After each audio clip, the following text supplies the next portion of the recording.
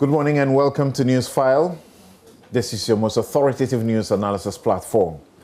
And as we do always, here we put Ghana first. The Sputnik V probe in Parliament and matters arising.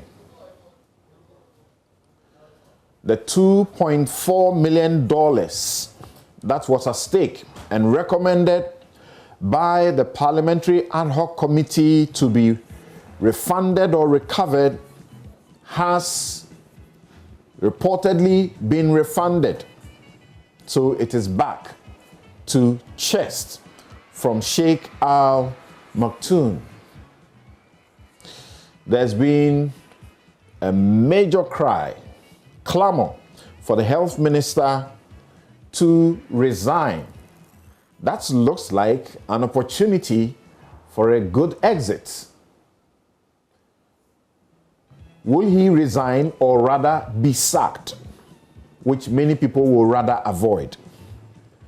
It doesn't appear that will ever happen, because the president thinks the man has suffered in your hands.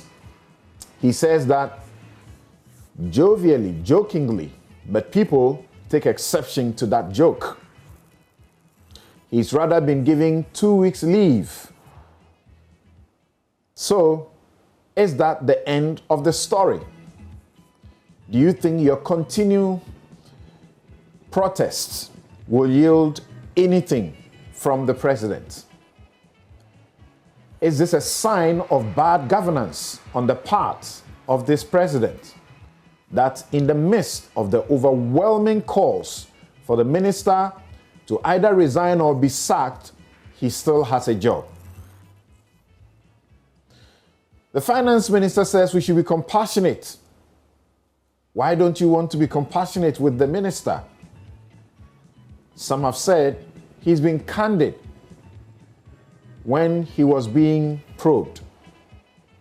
He admitted his wrongs and promised not to do that again. We will be talking about the $200 million Saglemi housing project. Is that the usual chop exposed, or the usual partisan smear campaign activated against Collins Dada and his associates, or those he worked with? Don't go anywhere. We'll be right back to deal with the vexed matters.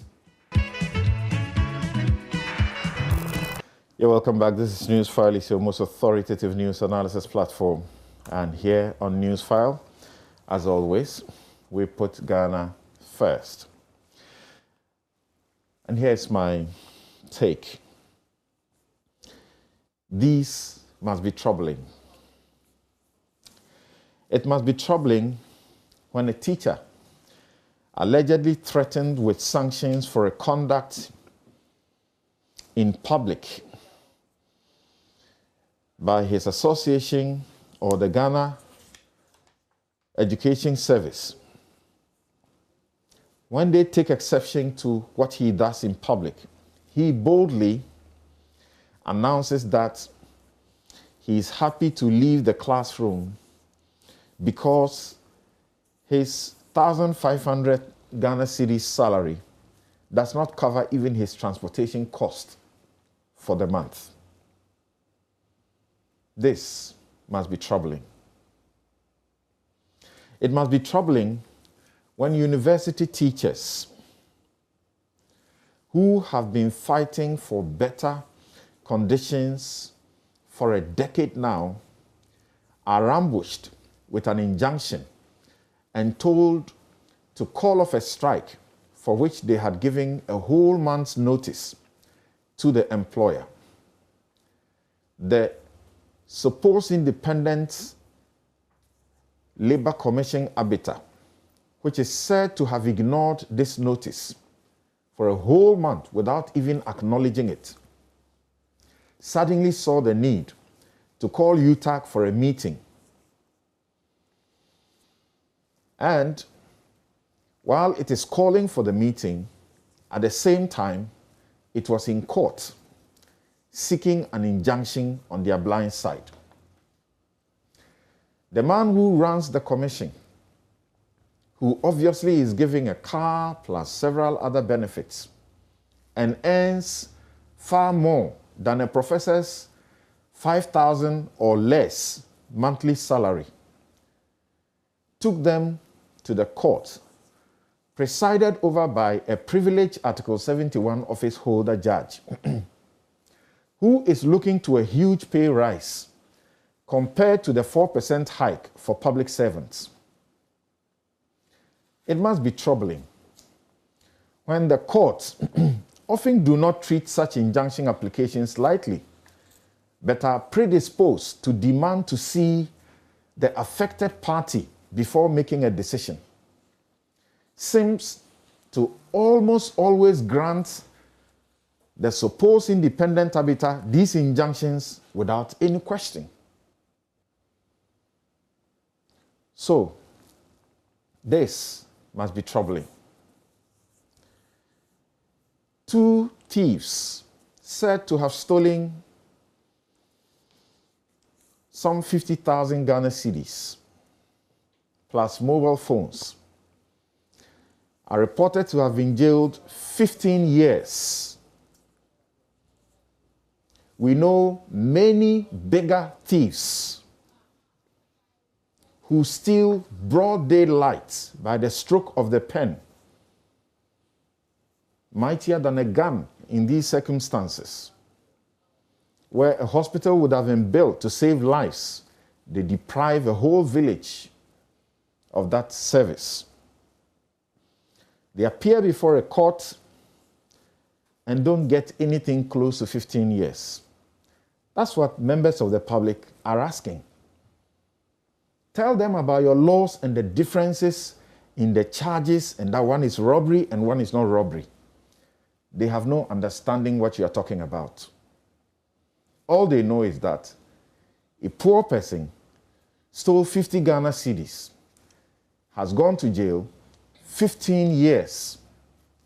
They know a big man, politician, stole millions in dollars, may not go to jail at all. When they appear before the court, they get bail. But these poor people may never get bail. Even when they are in prison, we may be told that they are sick and somehow get some conditions that help them. But these poor people die in their sickness in jail.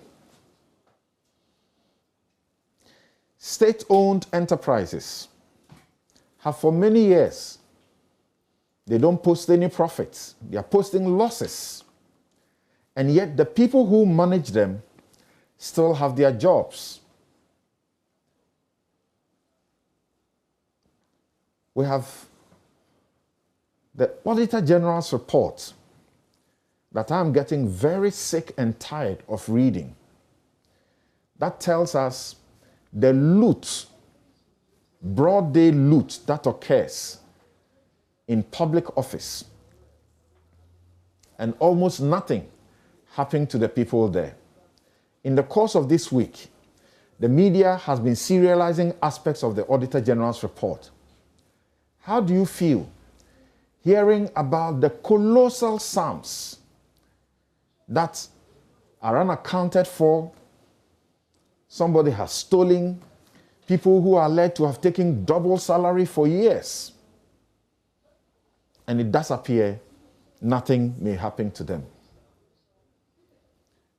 Unfortunately, at this time, it is only the opposition who sees these wrongs as wrongs. But the people in government, majority of them, will continue to put up a defense and not see anything wrong. This must be troubling. That's my take. We'll be right back to get you to know my guest and the issues we are canvassing for you. This show is brought to you by Bank of Africa, strong as a group and close as a partner. MTN everywhere you go. Ashasi University, educating ethical and entrepreneurial leaders for Africa. Robert and Sons, seeing is believing. Way Lead, home is where one starts from. Star Assurance, your solid partner. Duraplast, where Duraplast goes, water flows. DBS Industries and MG Auto Trading, official distributors of MG vehicles in Ghana. We'll be right back. You're welcome back. This is Newsfile. It's your most authoritative news analysis platform. And here on Newsfile, as always, we put Ghana first. I'm Samson Ladi Anyanini, privileged to be hosting my very good friends. And here in the studio, Alexander Kwamina Afinyo-Marking, who is the majority leader in Parliament and Deputy Majority Leader in Parliament and MP Futu. Thank you for making the time. Thank you, sir. Maybe it's a prophecy. That's all. Yes. So Deputy Majority Leader. You know, before the leadership of Parliament was constituted, we sat here and we prophesied. That's it. And he's the Deputy Majority Leader. Also here in the studio is Martin Pebu. He's a rights activist and he is a lawyer. Joining us via Zoom. Martin, good morning. Morning. Right. Joining us via Zoom, Kofi Bento is a lawyer and Senior Vice President, Imani Africa. Also, Sami Jemfi is National Communications Officer, the National Democratic Congress, NDC. And Harry Yamson, fellow Solidar Ghana. And Solidar Ghana is a think tank dedicated to promoting left-of-center views on governance, pro-people policy, and efficient and effective policy implementation and evaluation. Thank you, gentlemen, for making the time to join us via Zoom. Thank you, Samson, and good morning. Good morning. Good morning. All right. So let's just take a little peek into a few of the developments in the course of the week. Things have happened rather very fast, leading to an eventual refund of the $2.4 million in respect of the controversial Sputnik V vaccine procurement. And the Minister, Koko Adjumani-Manu, has gotten a 2 weeks leave of absence. Let's watch and listen to these quickly and return to the studio. We had a period in which we had gotten close to 1 million AstraZeneca vaccines, which had been sort of well administered and deployed, and had very little left. And then we had the second doses coming up. So we were really forced to look at, how to get some new doses into the system. And I think we agreed to 300,000 transaction in terms of Sputnik vaccines, which we did. And I think the Ministry of Health is looking at maybe another 1 million vaccines, but really that one is on condition that we don't get the AstraZeneca's or Johnson & Johnson or Pfizer in the interim period. I mean, what I have is 300,000 vaccines, Sputnik, that we have paid for, and then what I am reading in my agreement is to. And that means that, as you're saying, you've so far only paid for 300,000 Sputnik vaccines through the Sheikh in Dubai, correct? That's very fair. But those are paid at the price of $19 per dose. Right. We set up an LC to do that. Let me confirm on good authority that indeed the payment has been made, the refund has been made. To me, the major concern of Ghanaians in all of these was possible financial loss to the state. The minister, like I said in my debate, was sincere and candid in everything he did. Information flowed to us, written evidence to us, and all of that.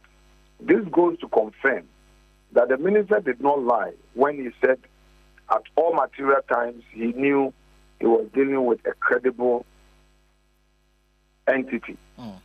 And this flows from, one, the letter they wrote saying that they could not supply the rest, and the fact that they were willing to refund the unsupplied doses. Today, by the grace of God, the funds have fully landed in the account of government of Ghana. People have had all the twists to this whole thing. The minister has been at the receiving end, because even statement of fact that he made, for some convenience, people decided to twist it. But this is public service. This is politics. But he's been firm and been consistent in everything regarding this whole situation. And today, we have the funds back. If you ask me whether or not the committee would have any further action to take, I would say no, because in our recommendation, we stated that he should take the Ministry of Finance should take steps to seek refund of the difference. But the Ministry of Health, rather, consistent with its earlier response to her, has been proactive in ensuring that it is done. And today, it closes the matter. And all those things. And you see, no, it's not as if we don't know that they constitute criminal offenses. So we know, but we're just thinking that why don't you go first? Then let's have some sober reflections and see whether his plea that it was his quest to save lives that caused him to do what he did should be sufficient to stop a criminal prosecution, or we should go ahead. Because, Evans, look, the Financial Management Act has some new set of offenses. Apart from the conventional causing financial loss, even right now, if you sign a contract and that contract creates an obligation for government to pay money, that act alone. So that is when you don't follow due process and you sign the contract which commits government. That alone is an offense. So the perjury, the dossier is growing bigger by the day. Oh, how is it growing bigger by the day, Martin? It turned out that he was the one who approached the sheikh. I mean, that's the ministry. They approached the sheikh. Yeah, this man came out and said, oh, it was the sheikh that approached the ministry. So one lie. Then another one, he stated that, oh, he had tried government to government. So that is to say, to contact the Russian Foreign Ministry. It was when all his diligent efforts failed that he decided to deal with the Sheikh's office.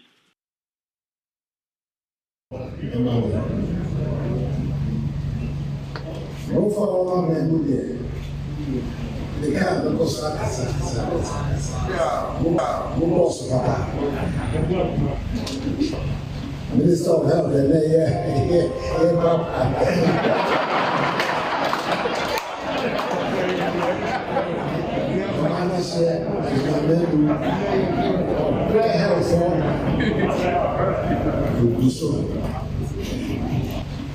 of Health,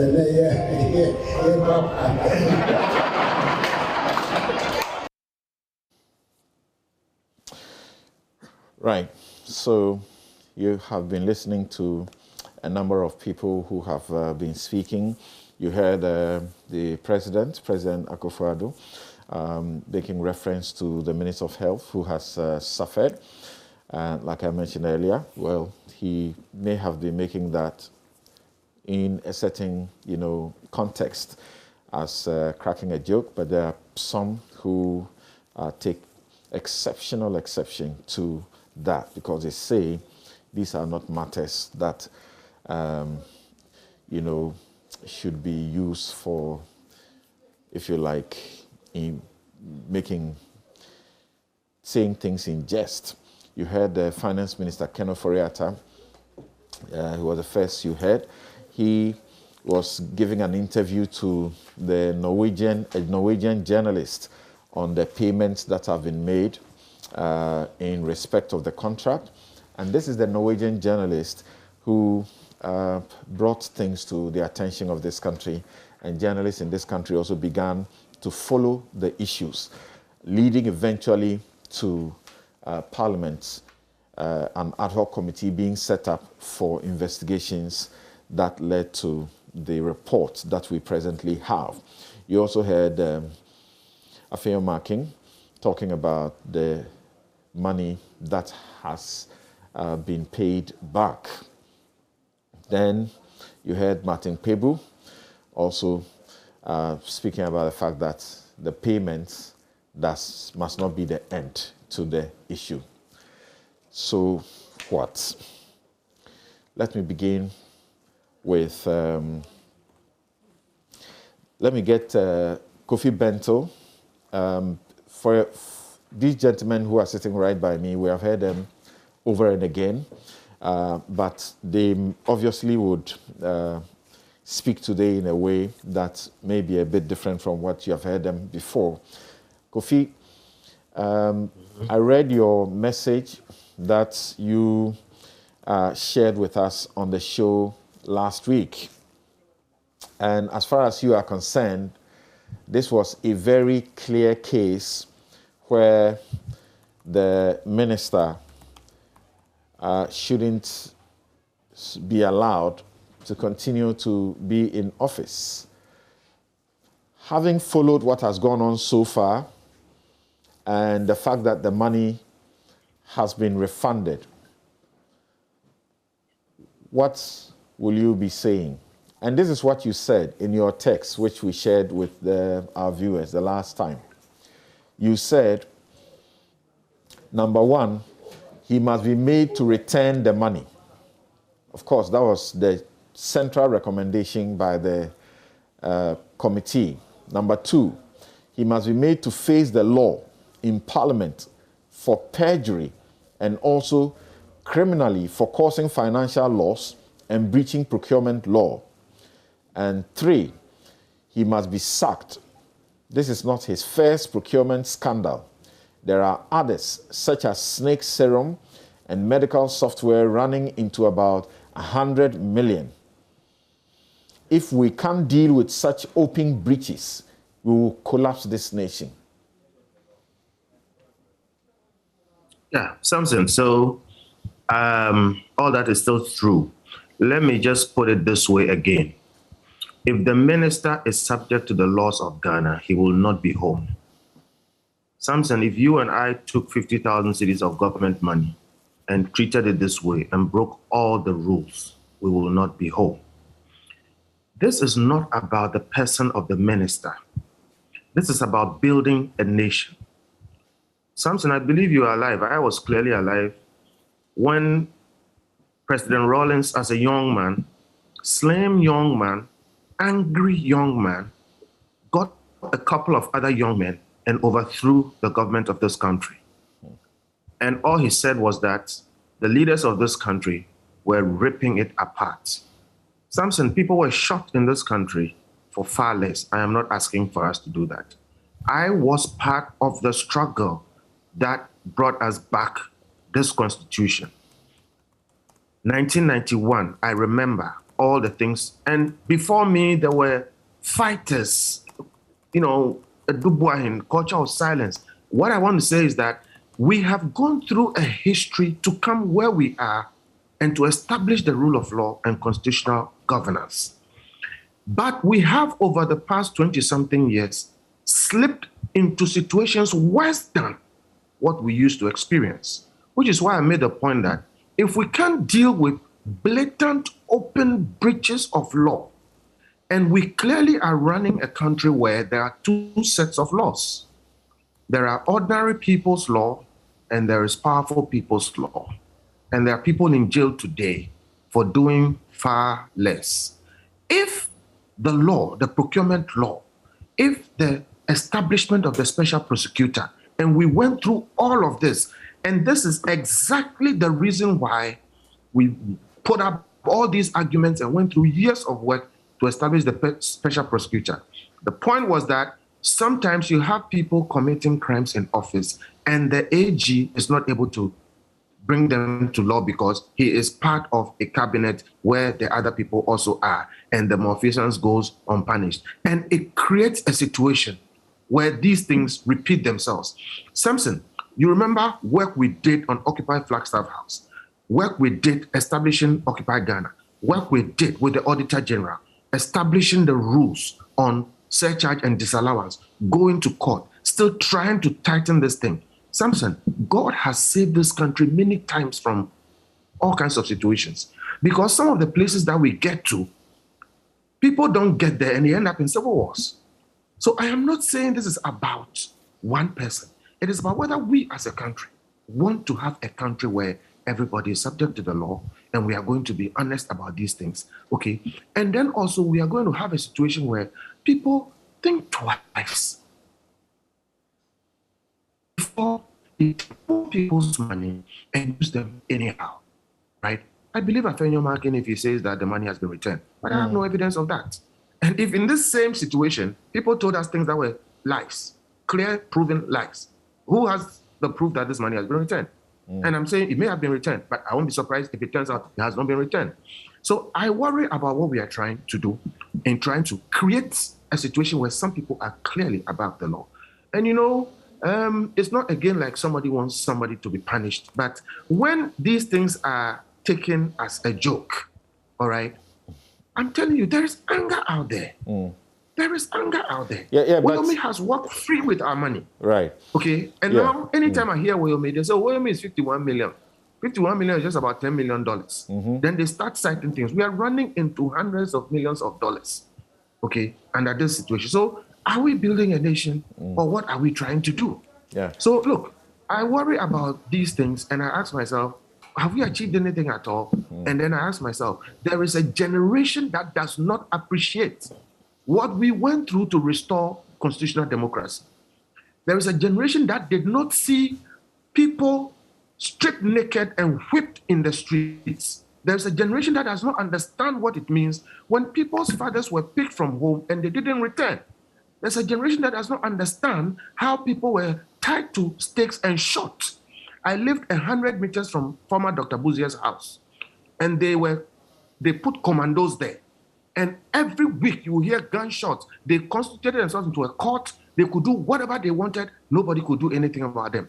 We came very close to civil wars in this country.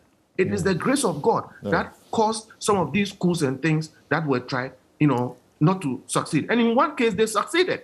They took over the broadcasting house. So whilst my point is, let me learn. My point is that we need to be careful because democracies are fragile things. And when we go on these tangents, we give some people a lot of energy to overthrow what we have now. That is the way I'm looking at this. So everybody may have one concern or the other, looking at issues generally. I started with my take, looking at a few things around in the course of the week and asking a number of questions about them because I get worried myself. Where I mentioned these guys who are going to jail for 15 years for stealing a mobile phone and 50 Ghana cedis.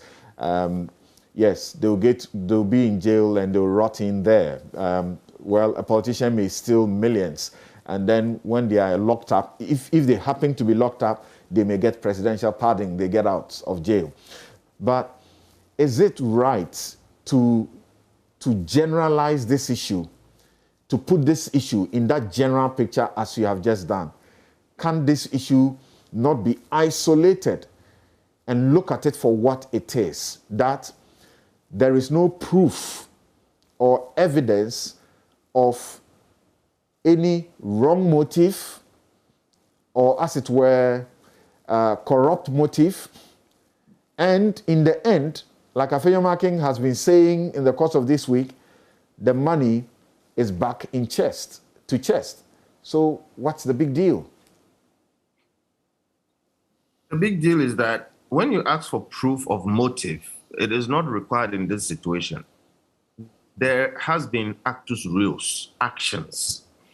And you ask what else is required. You have a situation where there was a mens rea, clearly seen in terms of a mindset, because the gentleman went to Parliament, swore an oath, and then said things that he knew were not true. The gentleman is an accountant, and you know that when you are of a certain standard where you are expected to know more, you are not given the excuse or even any benefit that will come from doubt. He knows the rules. He's been chairman of Parliament Accounts Committee. So he knows about processes we have to go into. He knows the laws going through this. And an emergency like COVID does not immobilize those rules. And indeed, there were sufficient arrangements around this by which he could have gotten what he wanted without breaking a rule. Samson, if you are asked, which rule was not broken in this situation? All of them.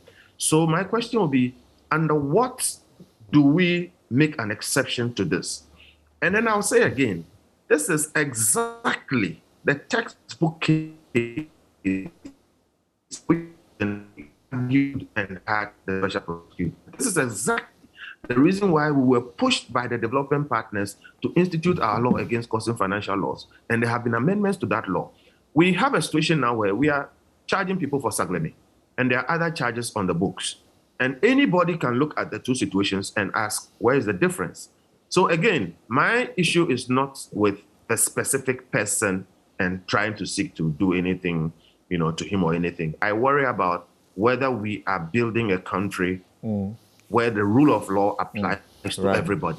And I also worry about people who subsequently feel emboldened and not feel any risk to take our money and treat it anyhow. There are other citizens who think like the finance minister thinks, like Afenyo will think.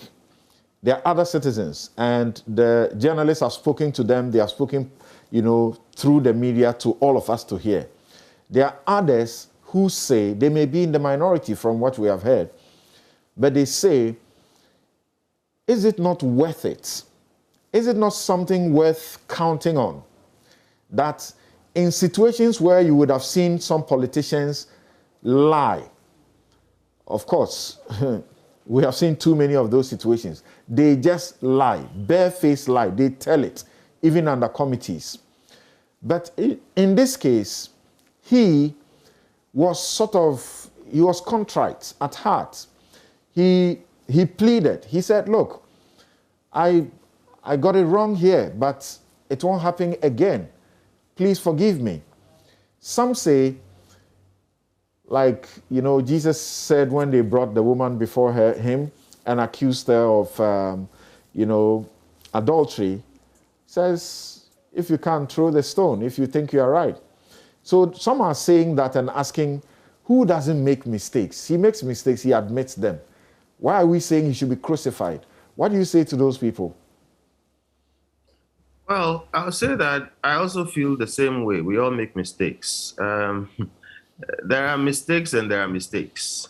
And when you make a mistake, as in, I did not know, and I didn't do this, it happened and it was fortuitous, I couldn't have controlled it. That is one kind of mistake. Another one is only called a mistake when you sign a piece of paper and the facts on which you sign them are clear. Clearly you knew what you had done. And then you come around and say, I never did this. When you actually commit and pay state funds, and then you come around and say, I did not pay it. Okay, when you claim that I tried to reach the government and I was not successful, but it turns out that you never tried to reach any government and that you went straight and bought this thing from that person. It is a mistake when you go to the right place and you are scammed. It is not a mistake when you go to somebody who has had a history of underhand dealings and has an international reputation of that to try and buy something they don't deal in, that is vaccines.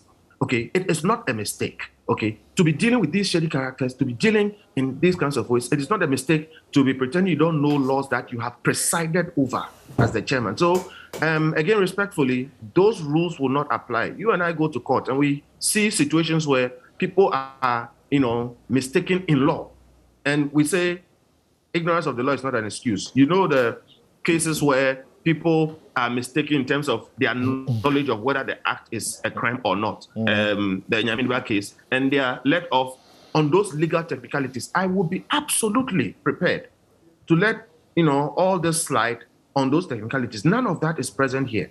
On the other side, you see direct acts which were premeditated and gone into. And if we all were not screaming and shouting, you don't know what would have happened with this thing. And we may not have gotten our money back. My worry is that, look, we are just going to talk about Saglemi. We have forgotten about Woyome. There are many other cases I could go through, okay? When is this going to stop? And that's why I started by saying that if we are not careful, there is a whole generation that does not understand where we came from to establish this democracy. If we are not careful, we will break it. And that's what I worry about. Right. Actually, there have been some people who have been getting to me and telling me that the media needs to pay attention to our debt burden as a country. And the debt is getting worse by the day. And they say we should, sort of reduce a bit of the attention to the political issues and get to the debt. Because, and I had one example that was being shown me, like Ghana is, how old is Ghana? So you take Ghana to be an old woman who at that age is suffering, and yet instead of her suffering being lessened all the time, we are piling the suffering on this old lady. The question is there financial loss? And you spoke about, and people have spoken about perjury. Initially, my understanding of to say that to the best of my knowledge, I understood that in my English lessons to mean that when you say to the best of your knowledge, it means you have done some investigation and you have come to a conclusive point that the matter you are talking about is what you say it is. Then I decided to look it up in the Merriam-Webster dictionary and others, and it says that while my understanding will be correct, it gives room for the possibility of error in, the way I think. Did he actually commit perjury in the circumstances where to say to the best of his knowledge and to use to the best of your knowledge will mean that a person thinks something is true, but there may be something he or she does not know, which makes that thing he thinks is true to be untrue, to the best of his knowledge? I will be prepared to grant him all the reliefs that those concepts offer. But I do believe that if we did that, it will still be a problem, because here you have somebody who is extremely well educated, extremely well experienced in these areas, okay, who actually puts pen to paper and signs. It wasn't signed on his behalf. Who actually entered a negotiation with persons of questionable character. It was not done beside him. Who actually did not involve the other technical persons in his ministry who he has to involve, who did not seek cabinet approval prior to what he did, who knows about the procurement laws and did not. Samson, I have said and I'll repeat, an event can be ignored, but no wise person ignores a trend. You see a clear line of escaping and avoiding and running around the rules, the laws, and clearly there was a design to this. So if you say, oh, maybe he did something 3 years ago and may have forgotten about it, there may be some room But under this circumstance, Samson, I don't know who will be guilty of just taking government money, wasting spending, losing it, if we don't have any kind of questions to ask the honorable gentleman. And I worry about what that means for our future. Okay. And like I've said, we've gone through all kinds of institutions and laws and things just trying to save poor people's money. Right. And we don't seem to be succeeding. Okay. Hold on for me quickly, and then I'm coming to Martin. Martin, take us through, and I want Afenyo sort of to speak after hearing all of you. Take us through isolating the issues which, in your view, in your professional view, must get this minister to answer in the manner you are asking. In fact, there are those who say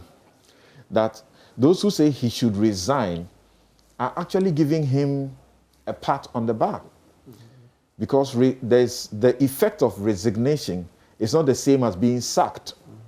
And there are those who insist that he ought to be sacked. Rather, already now questions are being asked about this president and the government, whether it is actually doing good governance in this respect. So isolate the issues and tell us why he must be hanged, rather than allow him to go take a 2 weeks break and return refreshed, repentant, to do another job. And this job is a very difficult one to do. The questions I was posing to Kofi Bentil, I'm getting messages already suggesting where am I coming from, trying to influence the view that he deserves compassion. You must know the job we do. I must reflect the both sides of the coin, particularly where we are almost binary. So, yes. Okay, Sam, may I make a request that we play back the answer in Parliament with the proceedings as I go along? It will be very, very useful. Okay. Something I've so noticed. let me inform production. Please get Mr. Kwekwajiman Menu's clip where he was asked the question directly, whether or not payment has been made. Is that not the question? Whether or not payment has been made, and his response. Please look for it. Martin needs it. Please continue while they look for it. So to put this matter in perspective, before this matter came up, this Sputnik saga, before that, of course, we all know that Mr. Ajimamenu had been in office, okay? And he had had at least 2 other brushes with the law in respect of procurement issues. 2 other brushes. One, you know the anti-snake venom matter. It went to the PPA. Mr. Ajimamenu was found culpable. So this is not the first time that Mr. Ajimamenu is being involved in procurement breaches. This anti-snake venom matter is there. Then you come to 2, the Frontiers contract, that's the testing at the airport. At his vetting, when he was asked, he said he doesn't know about it. Testing, COVID-19 testing at the airport. The minister says he doesn't know. So fast forward, then we come here. And of course, we will not forget the fact that he had been in public office, chairman of the Public Accounts Committee and everything. Several other ministers didn't know. It was the airport company that gave the information about what it really was it not? Yes, but you see, this is COVID-19 and the Ministry of Health. It beggars belief that the minister, substantive minister for health, is COVID, though, not any other matter. It's not as if they are checking the agri products, you know, when you want to take agricultural products in and out and all that. They are talking about COVID, which is very much in line with his mandate. Okay, so now you come here about the perjury. Now, the thing is that, you see, as a minister, when you appear before the committee, the first point I'm making is that they had made a request for payment of cash to the sheikh, long before the minister came to parliament. Yet this minister chose not to reveal it. They had made that payment. And you know what? It was after his testimony, the committee was so unconvinced. Members, especially on the minority, they did a good job in respect of this particular matter. They were unconvinced about this lack of payment. So, together as a body, they agreed, they convinced majority that let's write to the Ministry of Finance and Bank of Ghana. So let's look at page 21 of the report. That's the ad hoc committee. Martin, if you can take away minority convince majority, deal with the issue. Oh, I've asked people personally, it's saying, good. Please, it's because you have personally come to defend the minister. Martin, so let me isolate. Martin, respect. I want us to have a good conversation. Yeah, so you can't direct me how to go about it. Please, because this is how committees work. With due respect. You can't say the minority convinced majority on the committee. Yes. We did everything by consensus. So please, make the point. But when you go in a certain tangent, we can't help it. Because then I would stop you from there. Okay, you can't stop you don't have evidence to that. Your mouth No. Me. I think it has to be fair. Yes. You see, the basis of any conversation must be fair. Don't say minority convinced. We worked as a consensus. You don't have evidence of even though it is your report, it is your report he's speaking to. You can see that yourself, you have annotated your own report. No, so what I beg of you, I will not. Yes. Something. You see what you have done so far. I will not. Please keep your cool. Let him finish. But you are here and you will react. Yeah, Thank you. Let's deal with the issue. So please take note. Please don't forget your line of thought. Please proceed. Yes. Proceed. Okay. So let's not forget, the minister came to Parliament on the 15th of July. So let's take notice of that. 15th July. That was when he came to Parliament, the first day, to give evidence. 15th July. Now, because the committee was unconvinced, they wrote to the Finance Ministry to find out. And the Finance Ministry, by letter dated 26th of July, then informed the committee that they had made that payment. So page 21, it says, the Ministry of Finance received a request from the Ministry of Health in respect of the purchase of Sputnik V COVID-19 vaccines, blah, blah, blah. Okay. The request from the Ministry of Health was dated 10th March and received at the Ministry of Health on 11th. Then they go on. So, this payment, okay, then you would go on. So, the point is that it was through, and then the Bank of Ghana, sorry. It's okay, go on. Bank of Ghana is also page 21.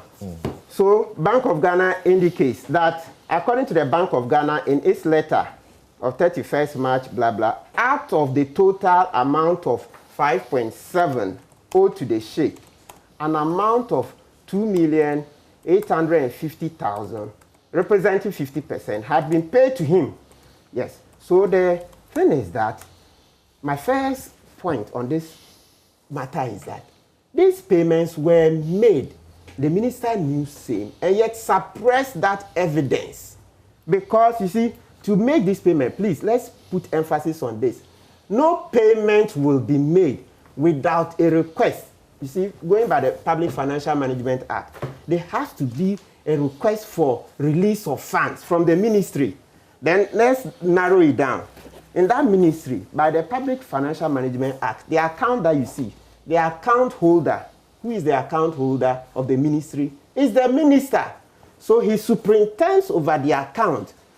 And you want to tell me that chief director can sit in his office and issue instructions that money be paid without telling the account? The chief director is not the account holder. That's not possible. That's not possible. Yeah. So you see where the noose is tightening around Mr. Jimamenu's neck? It's about to just kill him.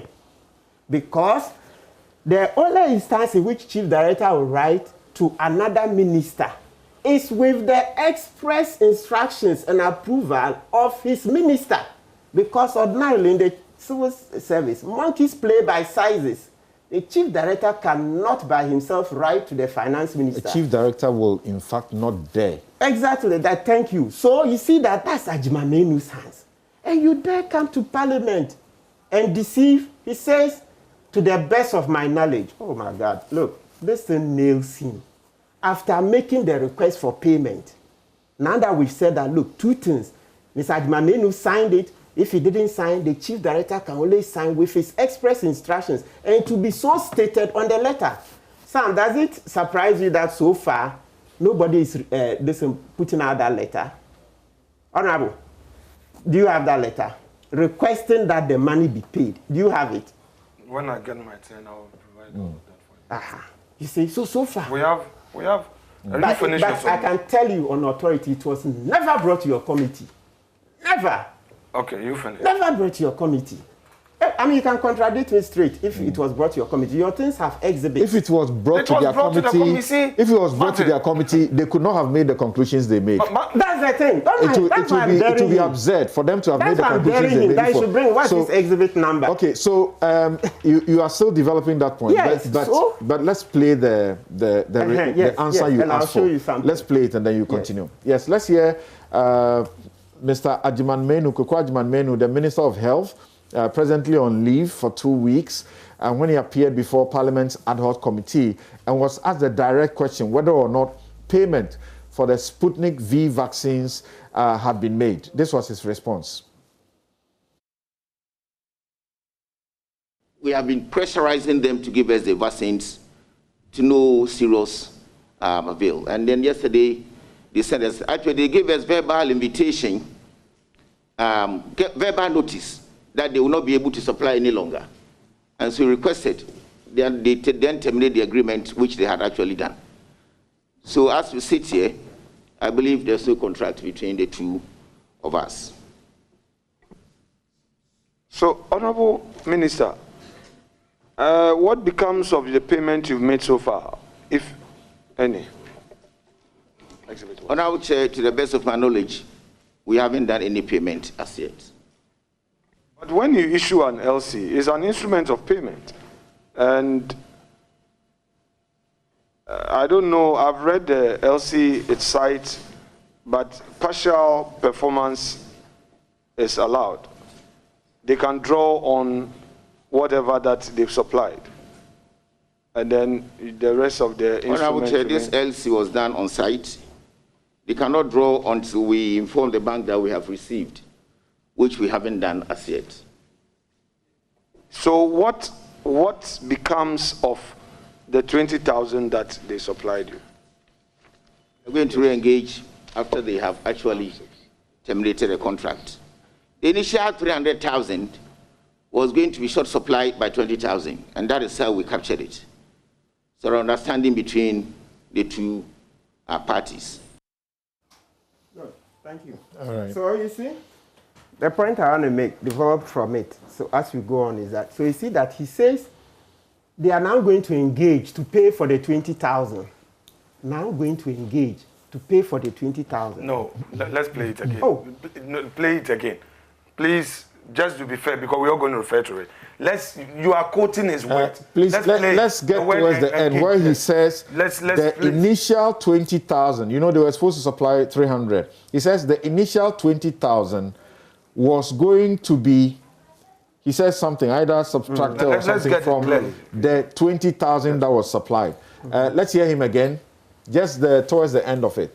Minister, what becomes of the payment you've made so far, if any?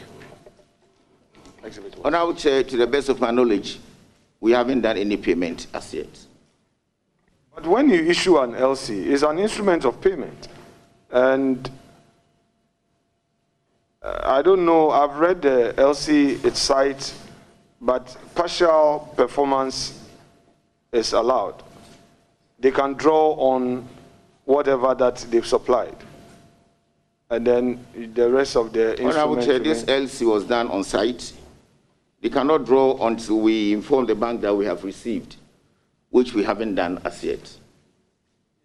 So what becomes of the 20,000 that they supplied you? We're going to re-engage after they have actually terminated the contract. The initial 300,000 was going to be short supplied by 20,000, and that is how we captured it.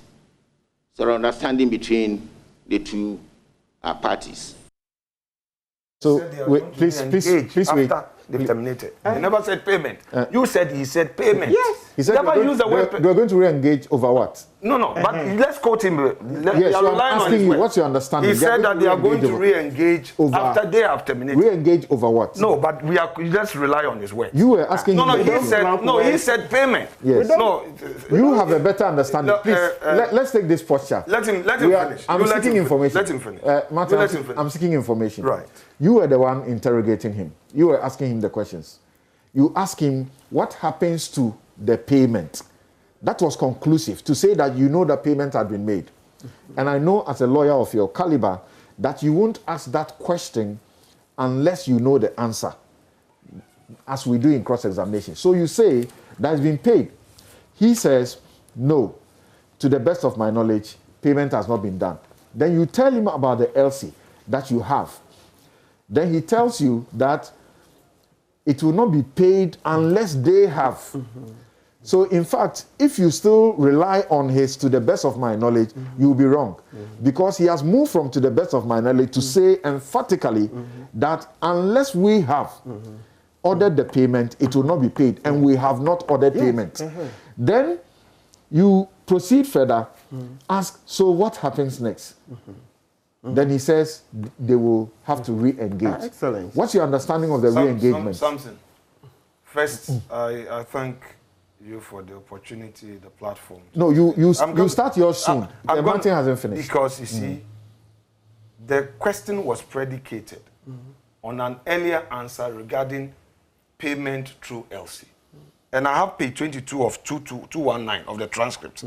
It flows from his answer. I asked him about the letters of credit, the payment that had been made. And then flowing from that, I asked about the LC. If you listen to him, he responded by saying that the LC has not been cashed yet because no payment, no supply has been made. Yeah. He was emphatic about Good. it. Then I asked him about the 20,000 that has been supplied, and he said that they're going to engage. We didn't come back specifically on what he meant by re-engagement as they have terminated the contract. Because he said the people have terminated the contract. I asked, okay, so they've given you 20,000. He said, we're going to re-engage. We did not go further to establish the re-engagement he's referring to in respect of the doses that have been supplied. In this transcript, this transcript, I've printed and touched. What is the question you ask again that brought the re-engagement? It's here. Yes, what did you say? He said, Mr. Chairman, to the best of my knowledge, we have not done the payment yet. Right. Referring to the LC. Right. Then he came to explain again what he meant by the question you asked before he explained. Well, this is my question. Honorable Minister, so what becomes of the payment you have made so far? Right. That is predicated on the LC. That's right. Yeah. Oh, please. You go ahead. This is what he has said. He explained to, and after his explanation, let's read it here. Okay. Mr. Chairman, if that is implicated, that is so, they are not just terminating yesterday. After we have signed the contract, they gave us 2 weeks to supply the first 300,000 we ordered, based on our ability to give them letters of credit as part of the terms of the agreement.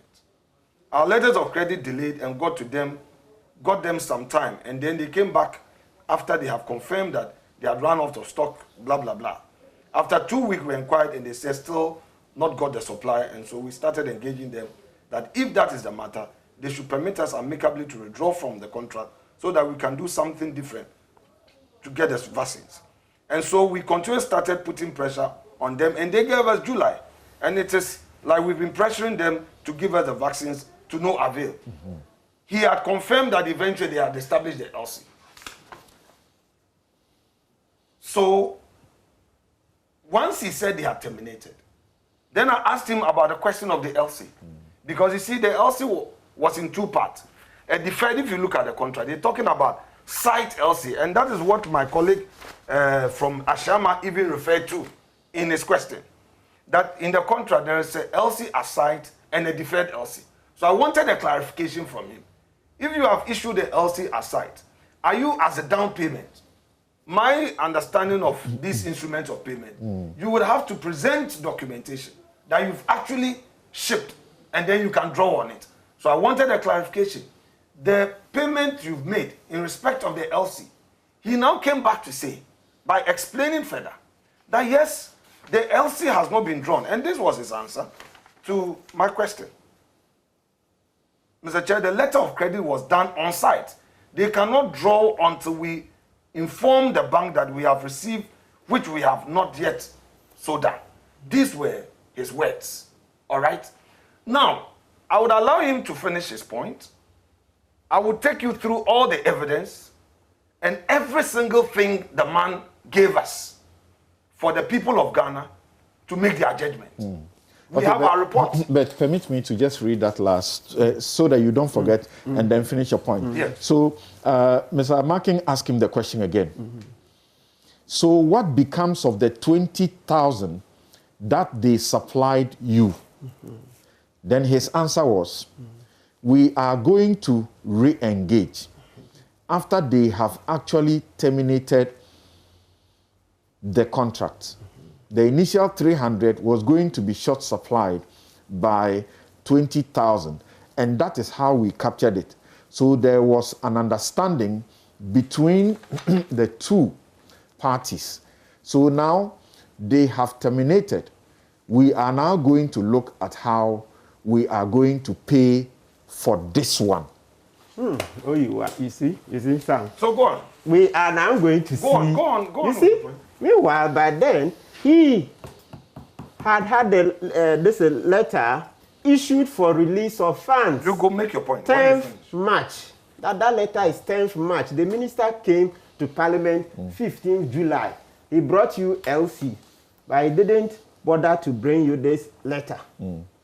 So this interview didn't capture the final part of the answer, but the transcript captures the final part of the answer, which to me appears to contradict the meaning that Mr. Afenyo-Markin was trying to put on correct. it. Because in the conclusion, he was specific that they were now going to re-engage on how to pay for the 20,000 that has been supplied. Excellent. Which shows a blatant lie, with due respect. You see, blatant lie.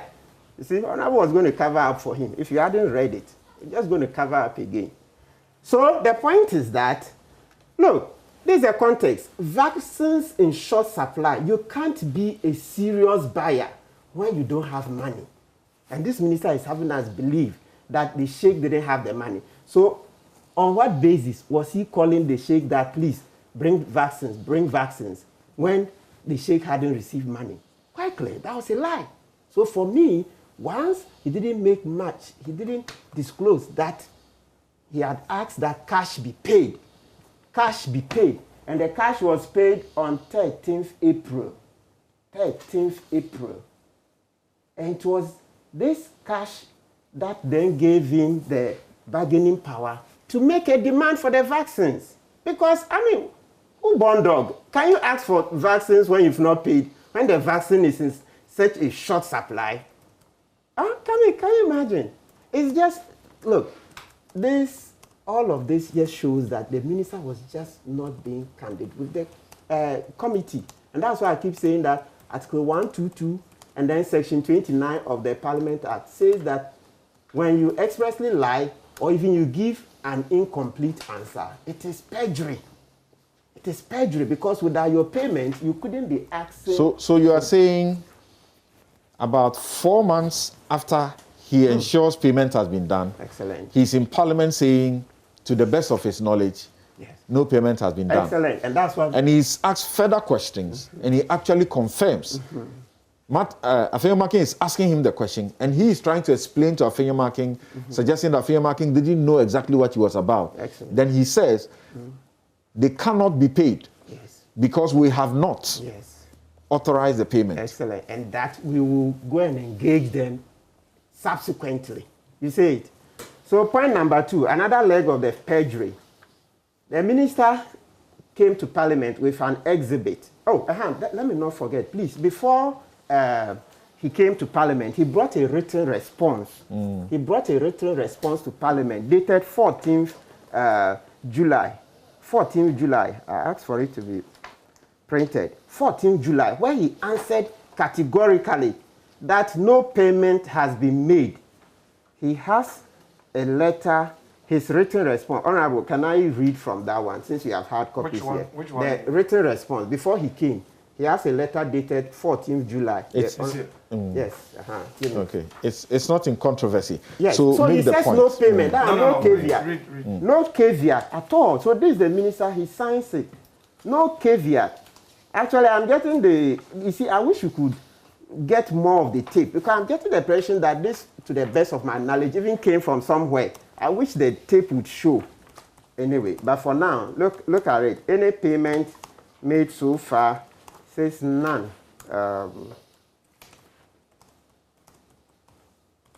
Yes, good. That's 6.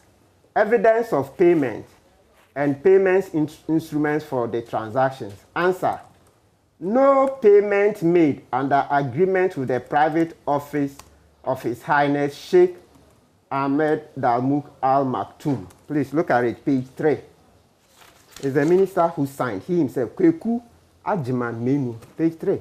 Before he came to testify, he was asked to do a written response. This is 14th July. You see, there's no caveat. This, to the best of his knowledge, I wish you could play it slow. It came from somewhere. Before he then had to seek, but it's too late. Look, Act 300 says that if you lie or give incomplete answer, it's still perjury. Look at it. No payment made. No caveat whatsoever. No caveat. And this is his own signed statement. Yes, and you know that before you even sign things like this, Abey, as minister, you won't have anybody check. You take Parliament serious if you just sit in your office and write anything without checking. I mean, how can this? So as far as you are concerned, there's no negotiation about the perjury? No, there's not. Look at it. This is his own statement. Please, he signed. Sam, can we show it to viewers? Maybe let this is capture it. Is that not his signature? Yeah, he signed says no it. payment. Right. That's it there. Okay. No payment. Okay. Then come to the second leg. He said he brought a letter to Parliament, this same perjury, that the Sheikh, he asked the Sheikh to withdraw, and the Sheikh amicably withdrew. Do we have that?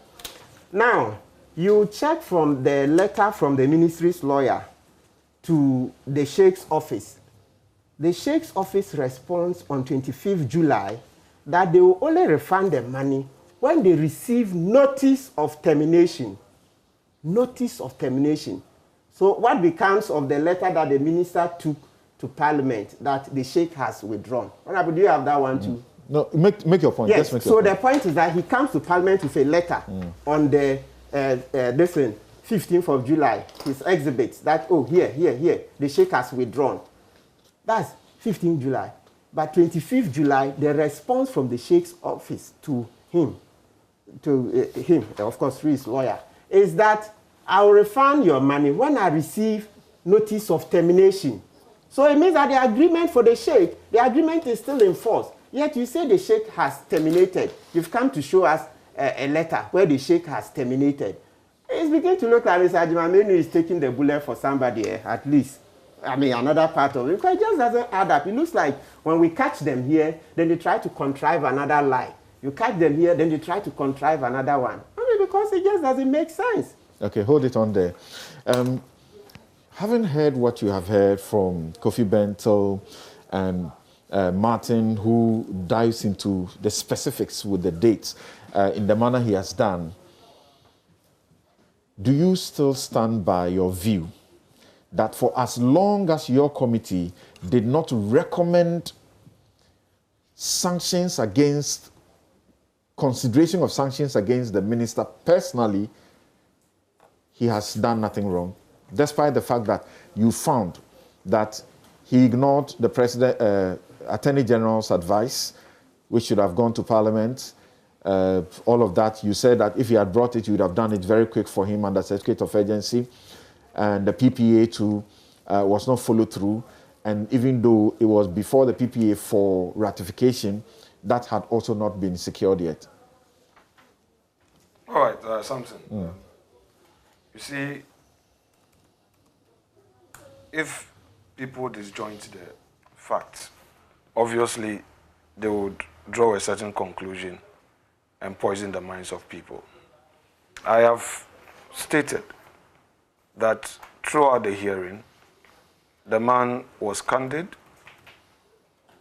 Any information we needed, he gave us. And I'll demonstrate that proof to you. When we listened to him on the 15th of July, after we had closed,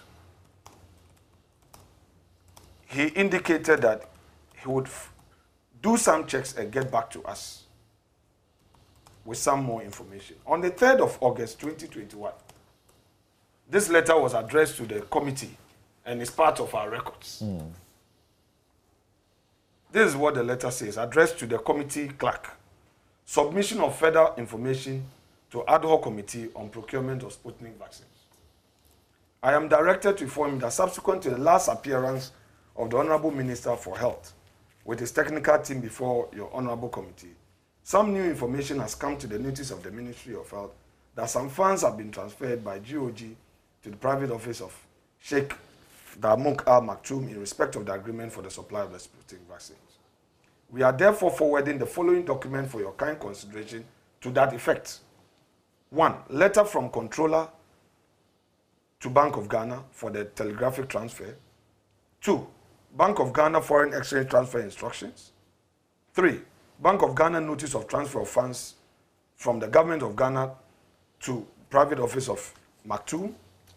And then email correspondence between the Ministry of Health and the private office of Sheikh Maktoum in respect of inquiry of the transfer of funds dated 21st of July 2021. Now, I need to first make the point that it is not true that government of Ghana terminated the contract.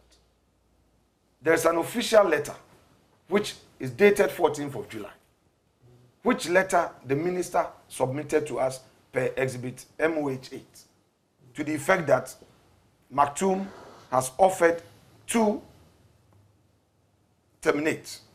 And he had indicated that again in his earlier testimony to us, that indeed there was this back and forth and they had indicated that they could not supply.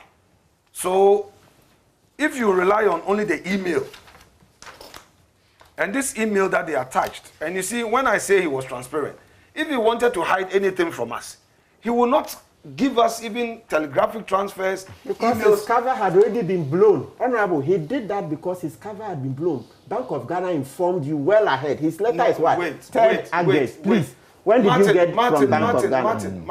Martin. Bank of Ghana had already informed you. Martin, the letter from the ministry, you see, take your time and get the facts. I mean, I don't want us to have an unhealthy banter. You know, I respect you and you respect me. Let me get you the facts. You see, his letter to the inquiry that he made preceded our letter to the finance ministry. If you say the finance ministry had responded to us and his cover had been blown, that is why he was now telling us the truth, I'll tell you that it's not true. The letter is here. Letter to the Ministry of Finance. They responded to us dated 26th. We wrote to them 23rd. Their letter, the email is here.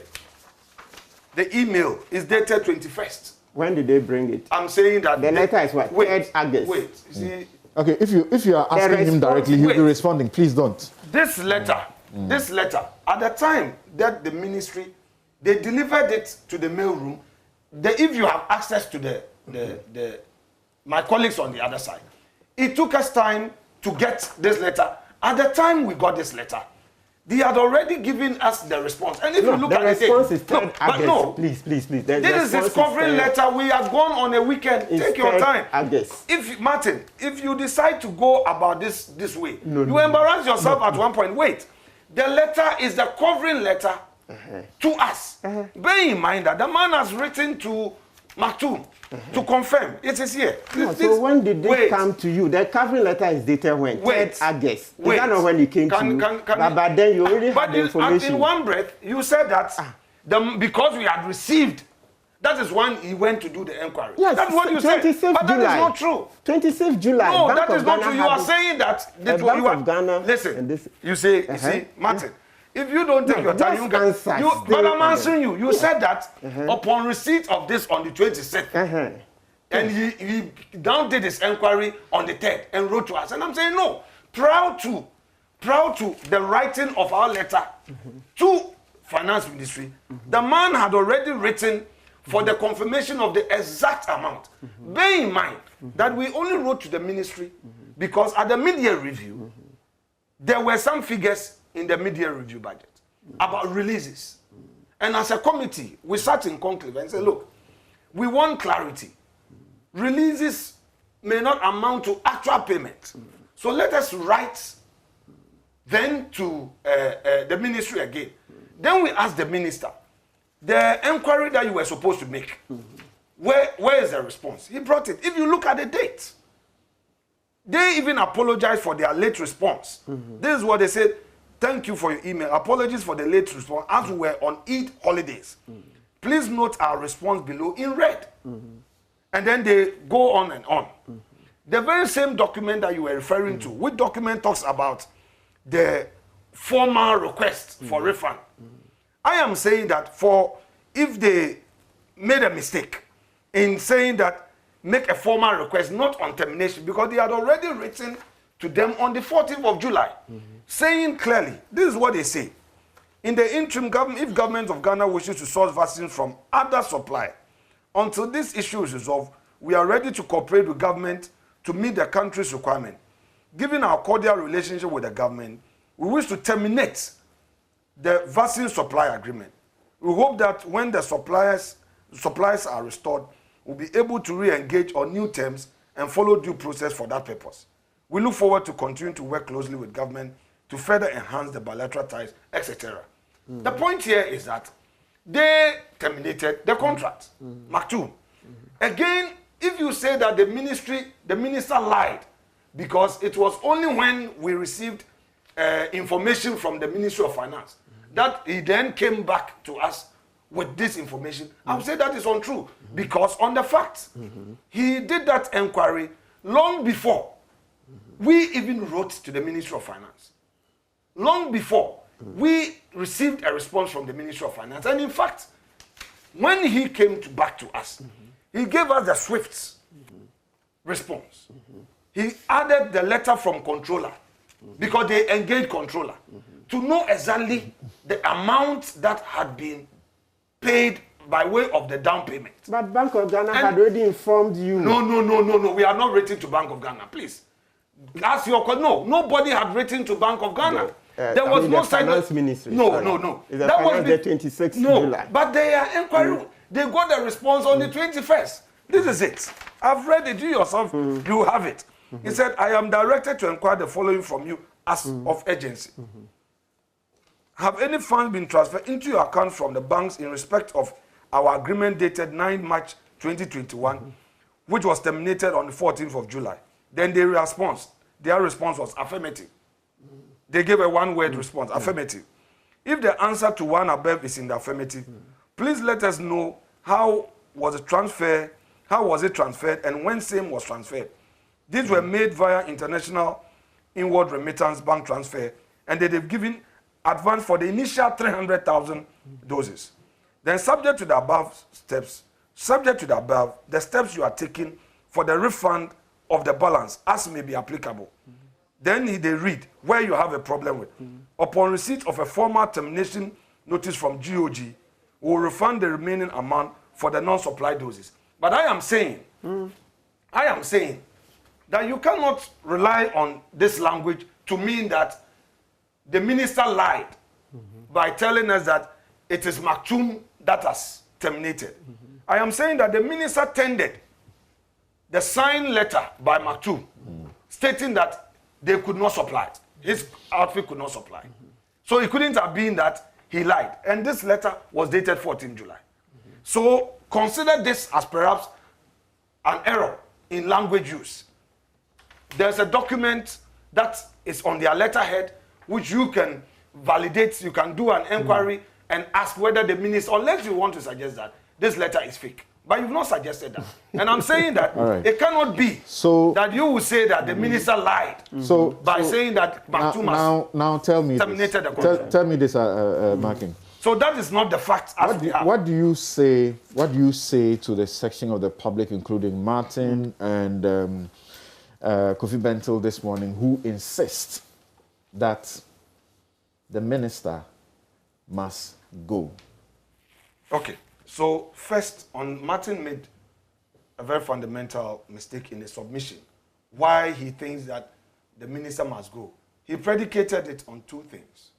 On the issue of the snake serum issue, I don't have the full fact. I will not respond to it.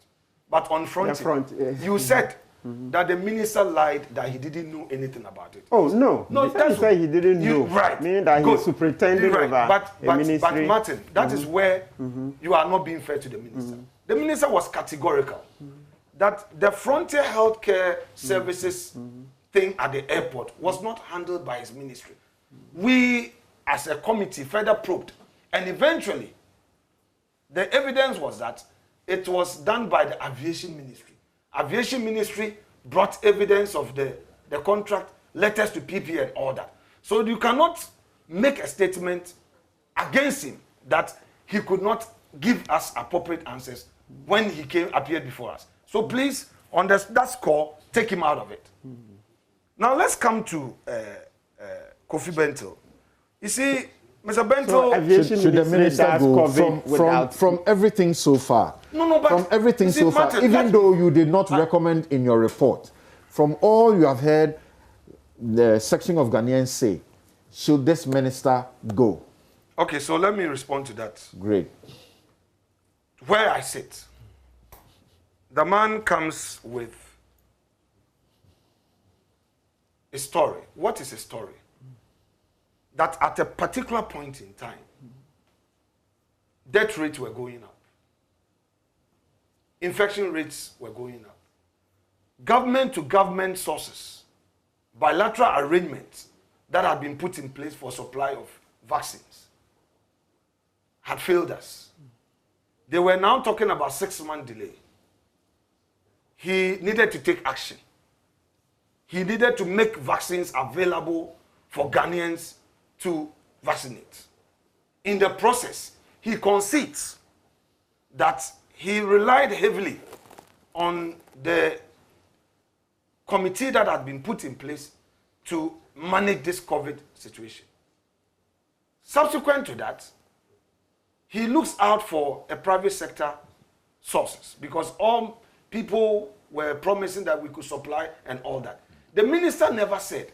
He engaged the Russian government, and when that failed, he decided to rely on private sources. He never said that. He never said that. Yes, that's the record. No, check the transcript. Okay, apart from the, he had spoken before he went to never said that. I need to bring other guests for quick comment before we go to the next issue. So we have done our work. Yeah. Why you say we have done our work? Go? We think that in good faith, he meant well. That is one. Two, as a committee, our main concern was in respect of the monies paid for the unsupplied doses. And we made that clear in our recommendation that steps should be taken to recover those funds, which as we speak, we have correspondence. The minister was candid by bringing those correspondence to us, all the letters to them, the request for the bank account and all that. And we have every information that, look, as we speak, the special collection account at Bank of Ghana is in receipt of that amount. The SWIFT is there for anybody to verify.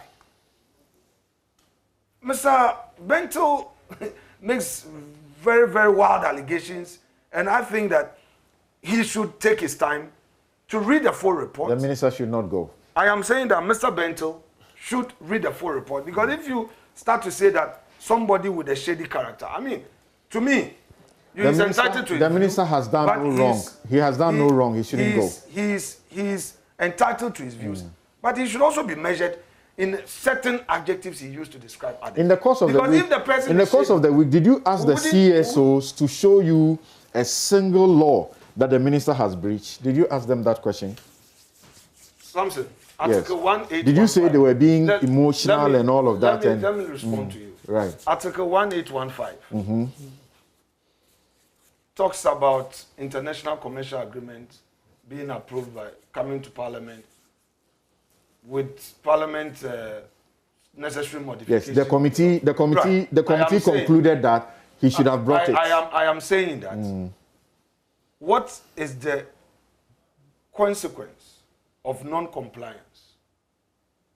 In the CCWL case, the country waste case with AMA, where the Supreme Court found that, look, the contract did not comply with statute, the Local Government Act, and the procurement law, and said that, look, this contract is not valid. That notwithstanding, certain benefits have accrued. Quantum merit. Yes. They said pay for what they have done. Very well.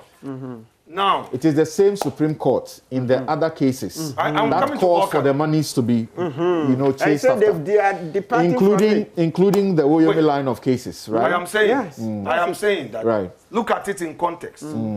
Services have been provided. Oyomi also provided services.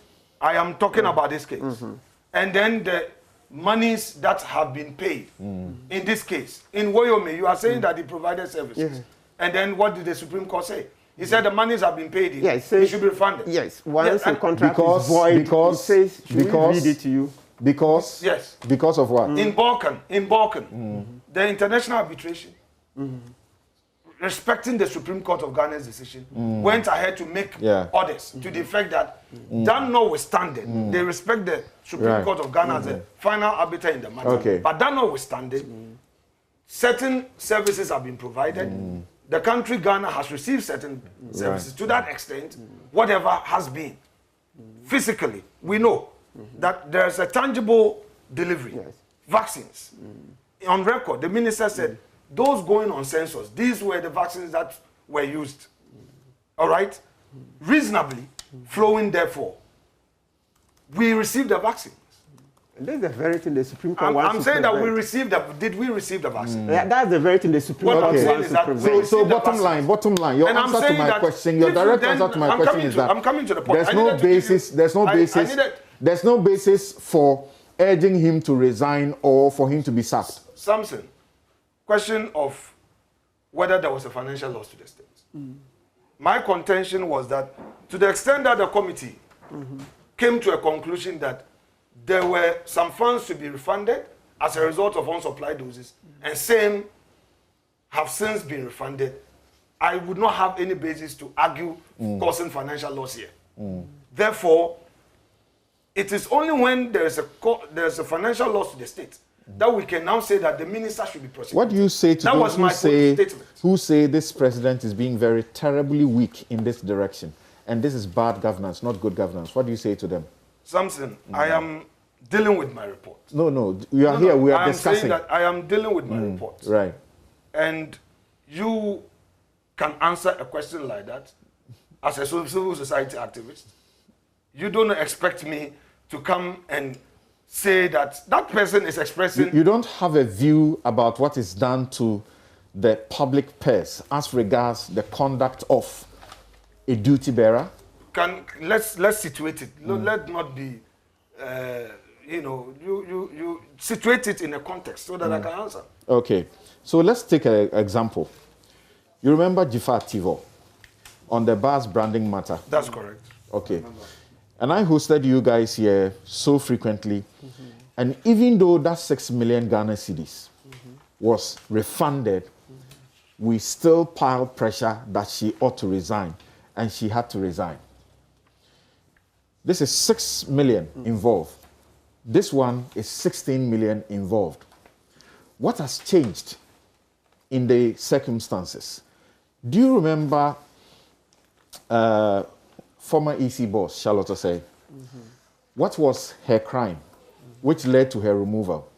She was not given an opportunity to resign.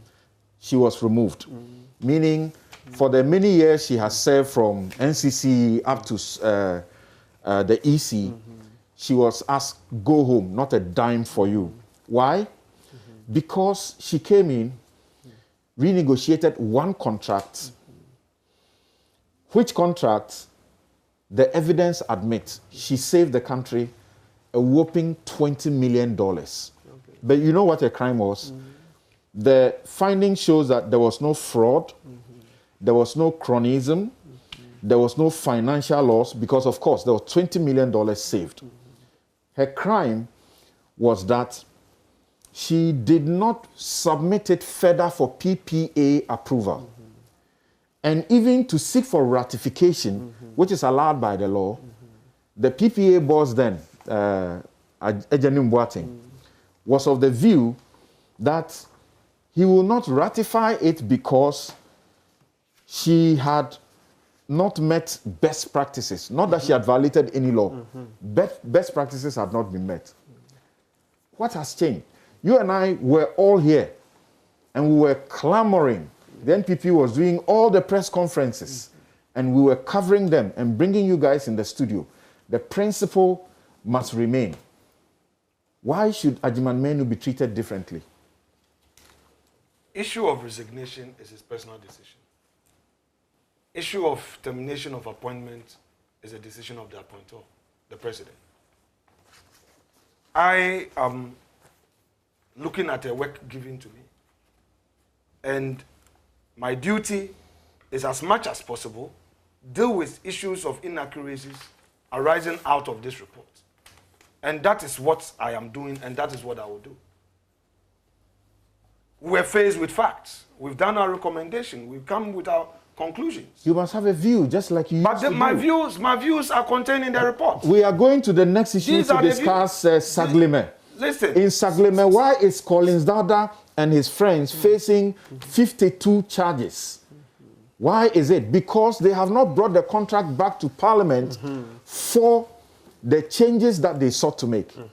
Is that not the case? I have not seen the Collins Dada case. In any event, it's in the court, and I would not make any attempt to comment on something that is in court. Right. And the man has his right, in court, and it is supposed to be dealt with by the court. Okay. What I have is the report that I have, the recommendation there too, and the outcome of the recommendation. Right. These are facts. Okay. I notice that people are coming out with their own misinterpretation here and there. As far as I'm concerned, those must be properly situated, so that we can have a conversation. Thank you. Let's have. Do we have the NDC's communications director joining us, Officer Sami Jamfi? Do we have you? Yes, please. I'm on the line. Okay. Thank you very much. But I need to correct one thing. Honorable Afenyamarking has said that Kofi Bento had said that the minister was a shady character. No, he said Sheikh. Sheikh, he was dealing with a shady character. And I said that somebody... So you didn't say the minister... No. He said that Sheikh was a shady character. And I'm saying that it cannot be the case. That he would use such adjective to describe... He drew my attention to correct that. But he didn't say... And I think he was being unfair. Yeah, Sami, what do you... If he has a shady character... What do you say on this matter? And guess what? I can predict what you are going to say, but let me give you this warning and caution that we'll play you back if you are lucky to get into government and these things happen and your principles change. We'll play them back to you. What do you say? That's in order. Let me first of all make the point that this is important for us to have at the back of our mind. Something you always say at the beginning of this show. You say that this is Newsfile, where we put Ghana first. That's correct, right? You're right. So we need to put Ghana first in this conversation on this highly esteemed platform.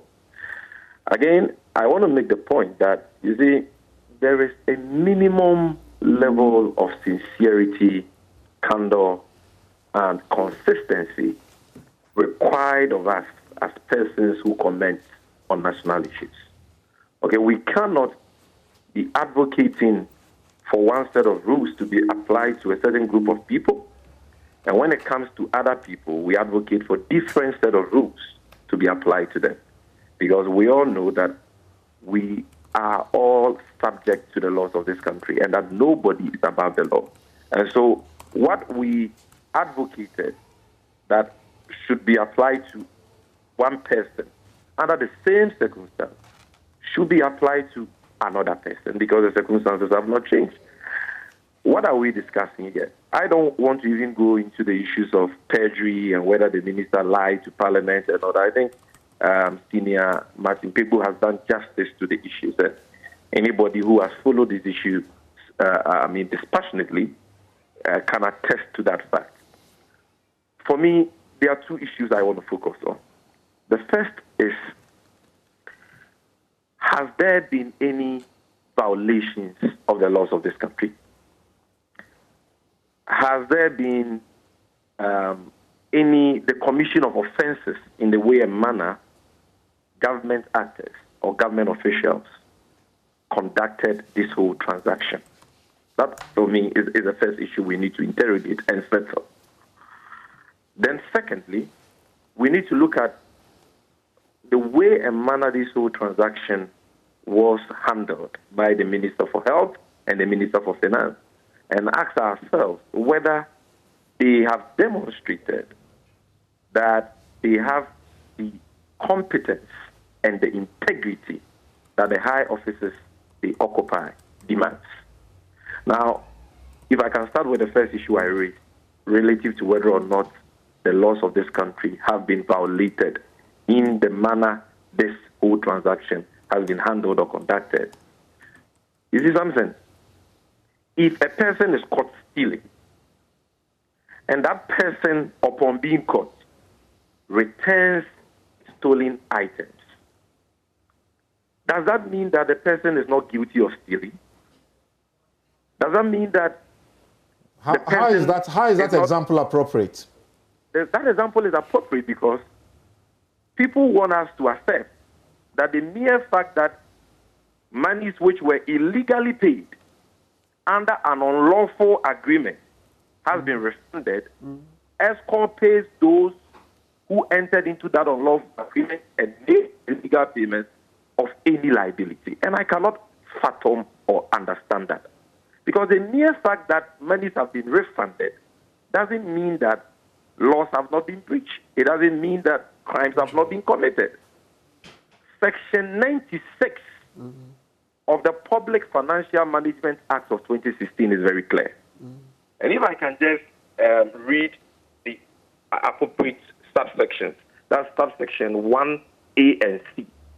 It says that a person acting in an office or employment connected with the procurement or control of government stores or the collection, management, or disbursements of amounts in respect of a public fund or a public trust, who, A, makes an unauthorized commitment resulting in a financial obligation for the government. Then the C says, is responsible for any improper payment of public funds or payment of money that is not duly verified in line with existing procedures, commits an offense, and is liable on summary conviction to a term of imprisonment of not less than 6 months and not more than 5 years, or to a fine of not less than 100 penalty units and not more than 2,500 penalty units, or to both. Now, in this case, let's look at subsection 1A. If that person makes an unauthorized commitment resulting in a financial obligation for the government, the vaccine supply agreement entered into between the Ministry of Health and this Dubai sheikh, was it authorized commitment? Was it approved by cabinet or by the president via executive approval? The answer is no. Was it approved by Parliament as required by Article 181, Clause 5 of the 1992 Constitution? The answer is no. Was it executed in compliance with the Public Procurement Act? The answer is a big no, because the public procurement law was not followed as far as this transaction is concerned. So clearly, if you look at Section 96(1)(a) of the PFM, the Public Financial Management Act, that law has been violated. the Minister for Health had no legal authority to, have entered into that transaction. Secondly, the Minister for Finance had no authority to have made payment for this unlawful transaction. And subsection 1C of section 96 of this act states that a person, who is acting in an office and is dealing with the disbursement of amounts in respect of a public fund, who is responsible for any improper payment of public funds. Now, if you look at the unlawful agreement, which was not in compliance with the public procurement law and was not even approved by Parliament, payment was only supposed to be made under this agreement upon delivery or upon the supply of the vaccine. Here is the case that the finance minister even paid far more than the 20,000 doses which was supplied by the Dubai Sheikh. So the payment was not even in accordance with the terms of the unlawful contract. Even the terms of the unlawful contract were not respected as far as payment made by the finance minister, Ken Ofori-Atta, is concerned. That aside, because the agreement had sinned against the 1992 Constitution, the public procurement law and all that, the finance minister had no basis to advance payment under this unlawful agreement. So we don't have to, argue over this matter. It is so clear. For me, it's an open and shut case that the laws of this country have been violated with impunity by both the finance minister, Ken Ofori-Atta, and the Minister for Health. Okay? And so these people cannot be allowed to continue to hold the offices they occupy. I hear people say that, and I heard you asking other panelists, I don't, they are sorry, we all make mistakes. Okay, if we all make mistakes, an apology should suffice under these circumstances, then let's reinstate Charles Osei as the EC chairperson, because we all make mistakes. And let's, overturn the conviction and imprisonment of Mr. Bafuboni and the two others who have been convicted and imprisoned in the NCA trial for breach of the public procurement law. And let Attorney General quickly enter and only prosecute. I'm not sure that matter is in sync with the way you refer to that matter here, because that matter was a question of fraud, right? You see, we cannot have one set of rules for NDC officials and a different set of rules for NPP party officials. If this transaction and all these issues had happened under the NDC Mahama regime, what would have been the position of Afenyo Market and our friends in the NPP who are seeking to defend this clearly indefensible matter? So look, the laws of this country have been violated, and the fact that we all make mistakes, the fact that the minister has been apologetic, cannot exculpate him from liability in this matter. Right. Because people, like Mr. Benton said, people have gone to jail for violence. And even as we speak, people are being prosecuted. Thank you. The same breaches of the public procurement law. Thank you very much. Thank you very much, Sami. And we'll return to you on the substantive matter of the Saglemi housing debacle, if you like, saga of $200 million. Let me, Kofi, if I can hear you in a minute so that we take a break. In just a minute, what do you say to the issues of governance that are being raised to say that the president is not showing leadership in this regard? It is extremely disappointing. We all remember the president came on and said he will protect the public purse. It's sad to say, but the president has not only not protected the public purse, this is an example of other things that have happened, which effectively is an emasculation of public institutions aimed at fighting corruption. And I speak as one who has been in the fight, all right, from before him, all the way down to occupied Ghana, putting in the surcharge and disallowance, strengthening the Auditor General. This president saw to the removal of one of the best Auditor Generals we've had against law, as is our view. Okay, this president has seen to a situation where his minister has failed to respect all the laws, all of them, including not going to cabinet. Now, when you have a situation like this, an irresistible conclusion is that that person is backed by a higher power. So this will reflect very poorly on this president's legacy. As somebody who said he will protect the public purse, he is not protecting the public purse. We were part of the bus branding that you just mentioned. We forced people to resign over these things. I went to court over it with CGM, okay? And we've been fighting these battles. This is the worst we have seen in this fight towards institutional fight against corruption. And on this level, everything that can be breached has been breached. This will be one of those things that will be drummed incessantly going forward. The MPP will always have to answer to it. They will always be reminded of it, and this president's legacy will be stained. There is still some room.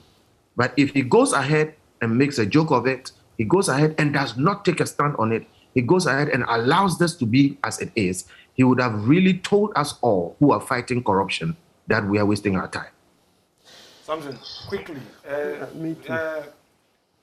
Kofi is entitled to his views, but in a minute, just like I gave him. But the submission that the minister breached the law when he failed to go to cabinet. With respect, there is no such law that demands of the minister to subject a ministerial decision to cabinet. Why did you make that finding? Yes. Your committee, why did you make that finding? That we never said so. We said that his decision was a ministerial decision. So anybody who argues and says that he breached the law, which law in this country says that what the I minister... said is that no, Kofi, he was undermining institutions. The minister acts for the president, so he does not necessarily need to go to cabinet. So what he's done effectively means this is the act of the president. Kofi, so that's changing your position. I'm not talking about the law in terms of cabinet. Okay. The laws that were broken are the public procurement and other laws. But if the minister acts, he acts for the president. Kofi, I heard you. So that we can. You said you were giving us all the line of breaches, and you added that his failure to go to cabinet was a breach of the law. And I'm saying that you're entitled to your opinion, but to the extent that you are making this as a legal point, I'm sorry, that is not the law. All right, thank you.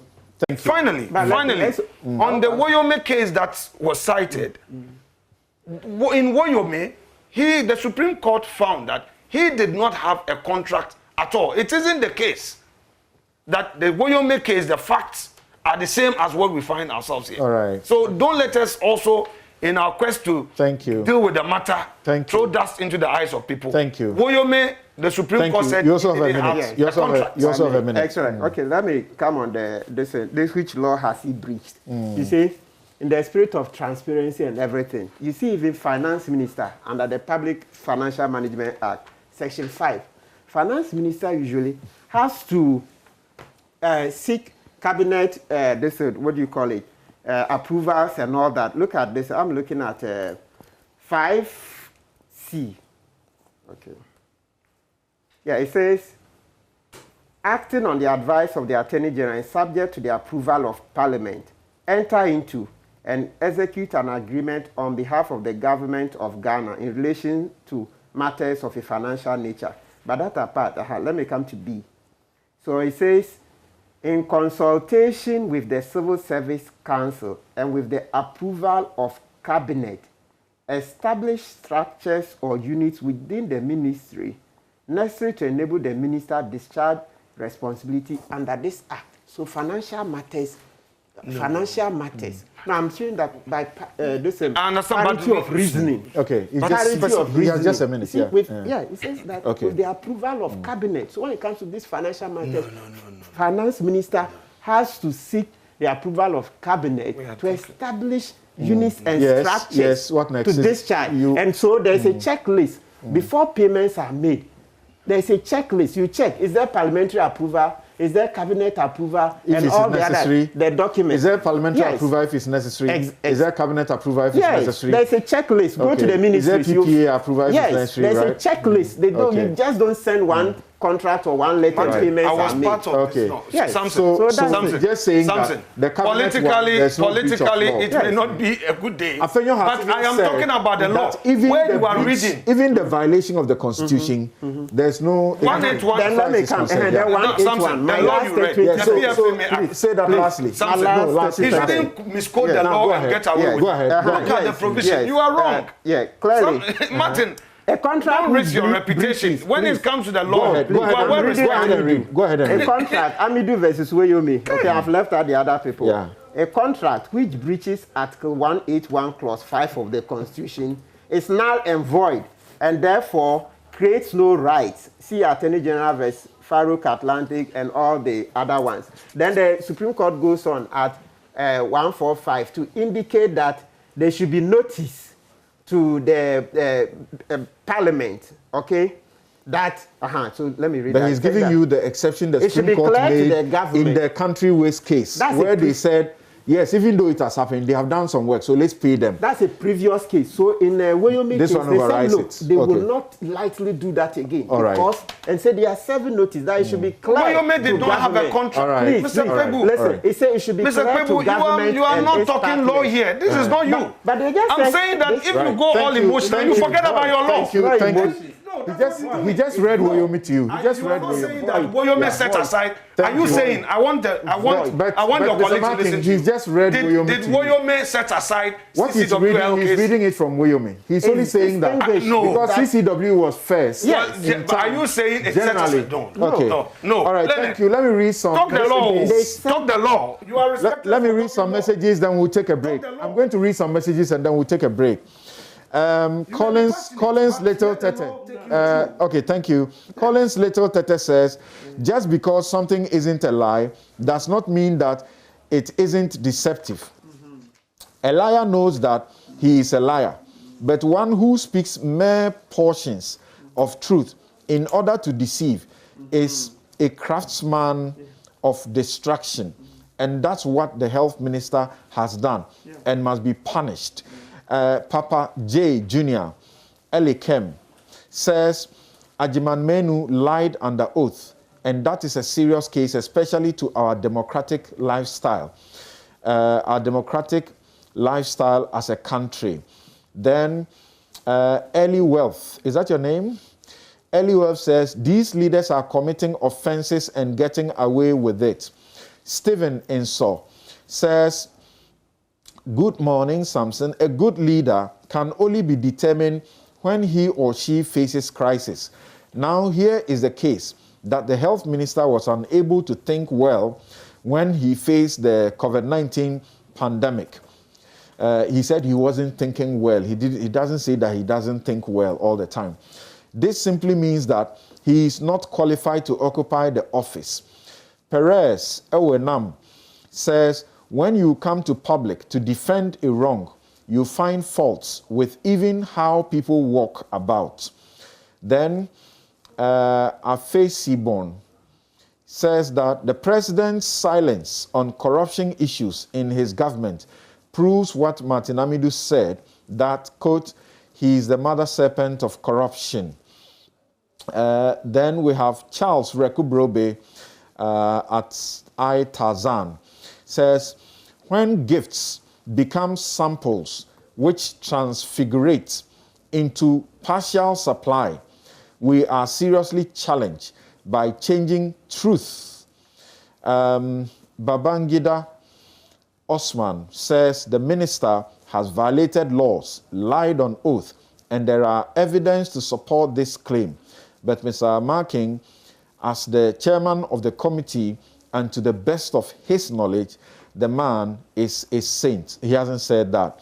Adote Akai says, how on earth do you expect the mother serpent of corruption to prosecute a baby serpent? That cannot happen.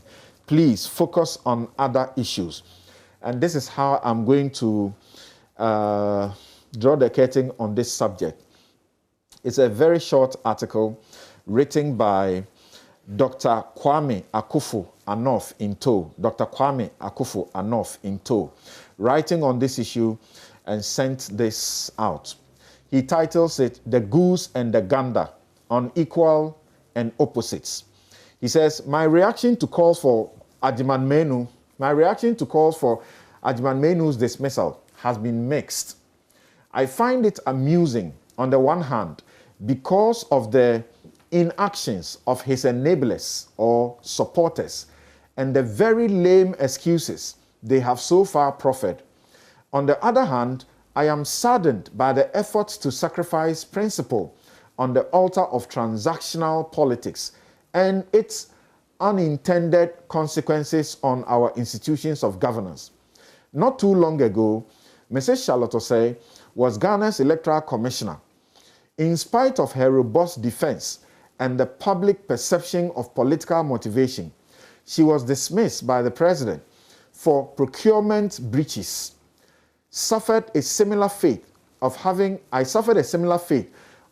my contract terminated without cause for implementing a law duly passed by the Parliament of Ghana on TV license. Despite overwhelming evidence to the contrary, my board claimed innocence of the policy and in a shameful public stunt, coordinated with the NMC, got the latter to do government's bidding.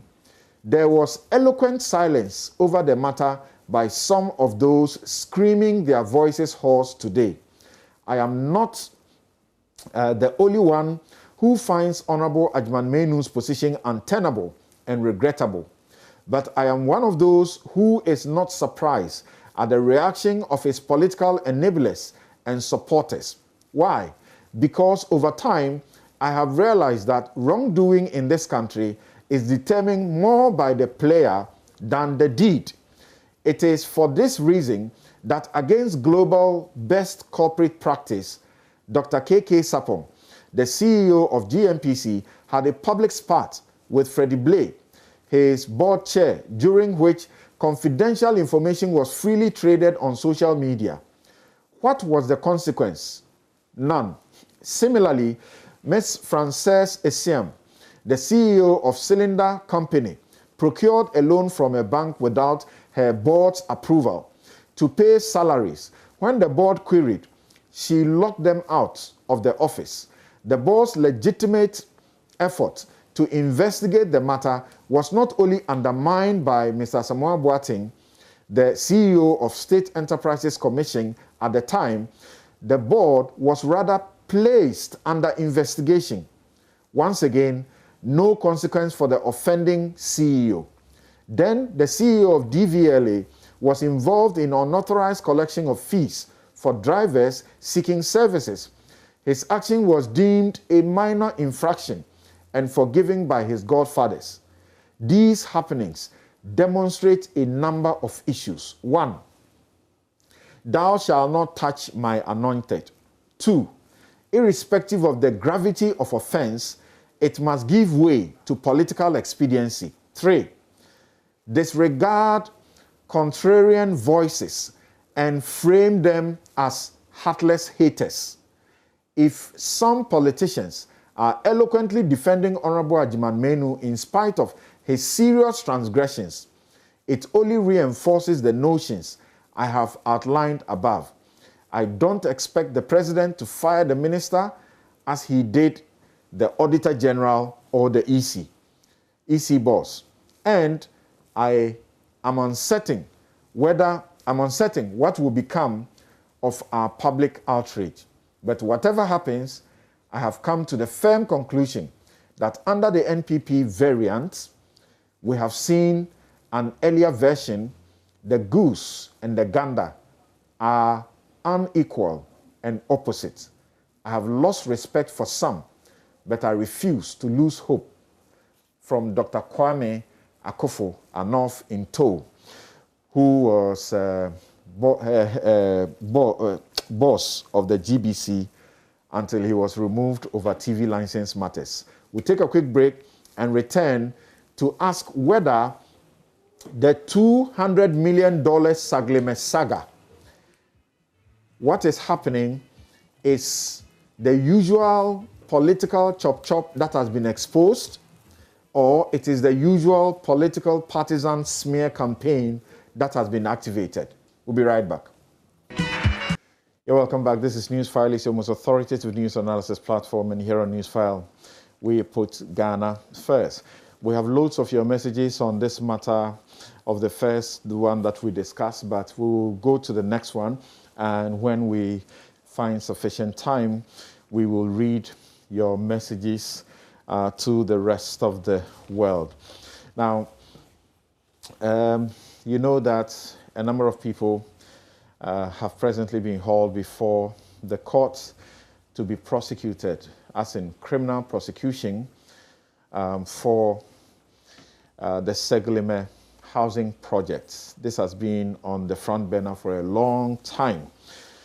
There are 5 people: Alhaji Collins Dauda, Kweku Ajiman Mensah, Alhaji Ziblim Yakubu, Andrew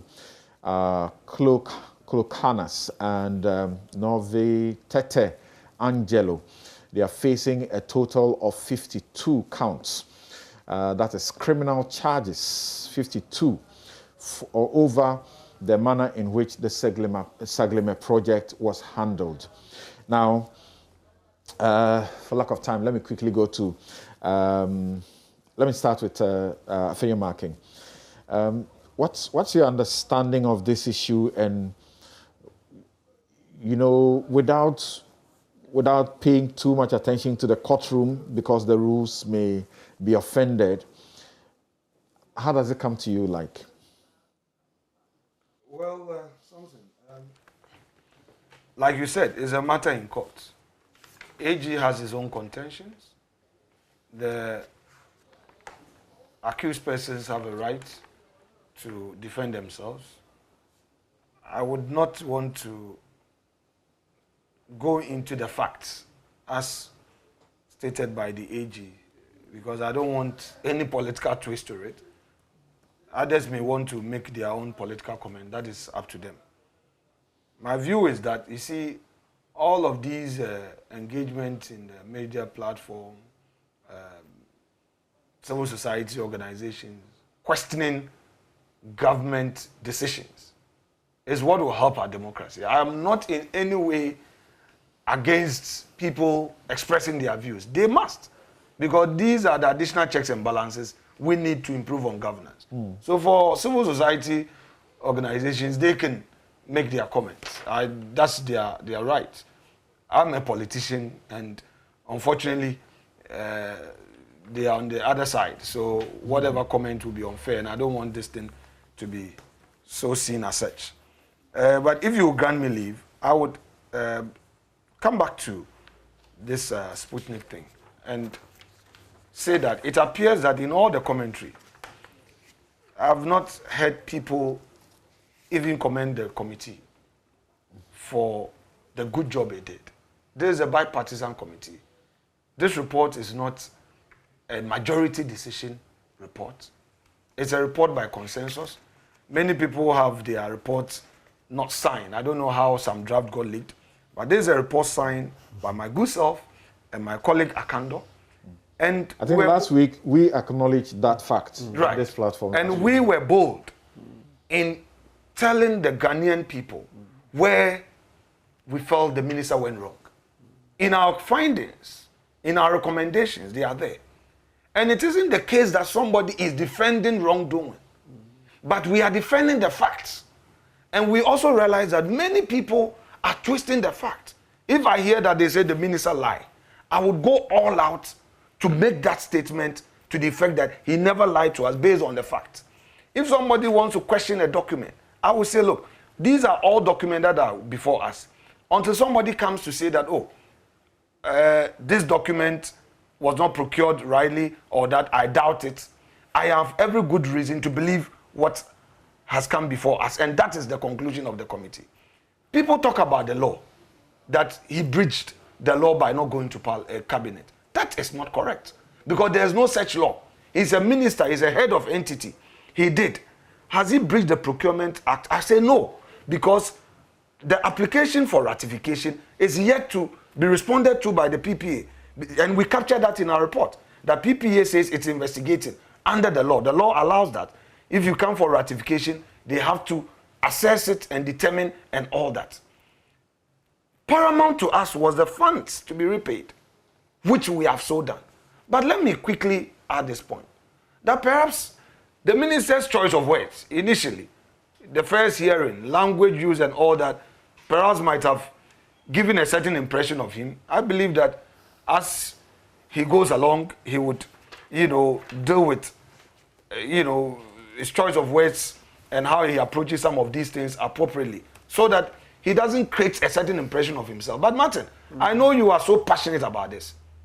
Have one thing that we've also not given credit is the fact that at that material point in time, and Samson, forgive me for overemphasizing this and indulge me on this. GOG sources, government to government sources, or bilateral sources had failed the country. In this vaccine, government had no intention of looking for private sources. Government has signed agreement under the COFAS deal, other arrangements that the World Bank had arranged for countries like us. No, but his letter is dated after signing the... No, I'm not talking about the Russian one. I'm talking about the government-to-government arrangement. Government of Ghana had no arrangement with Russia. That's a matter of fact.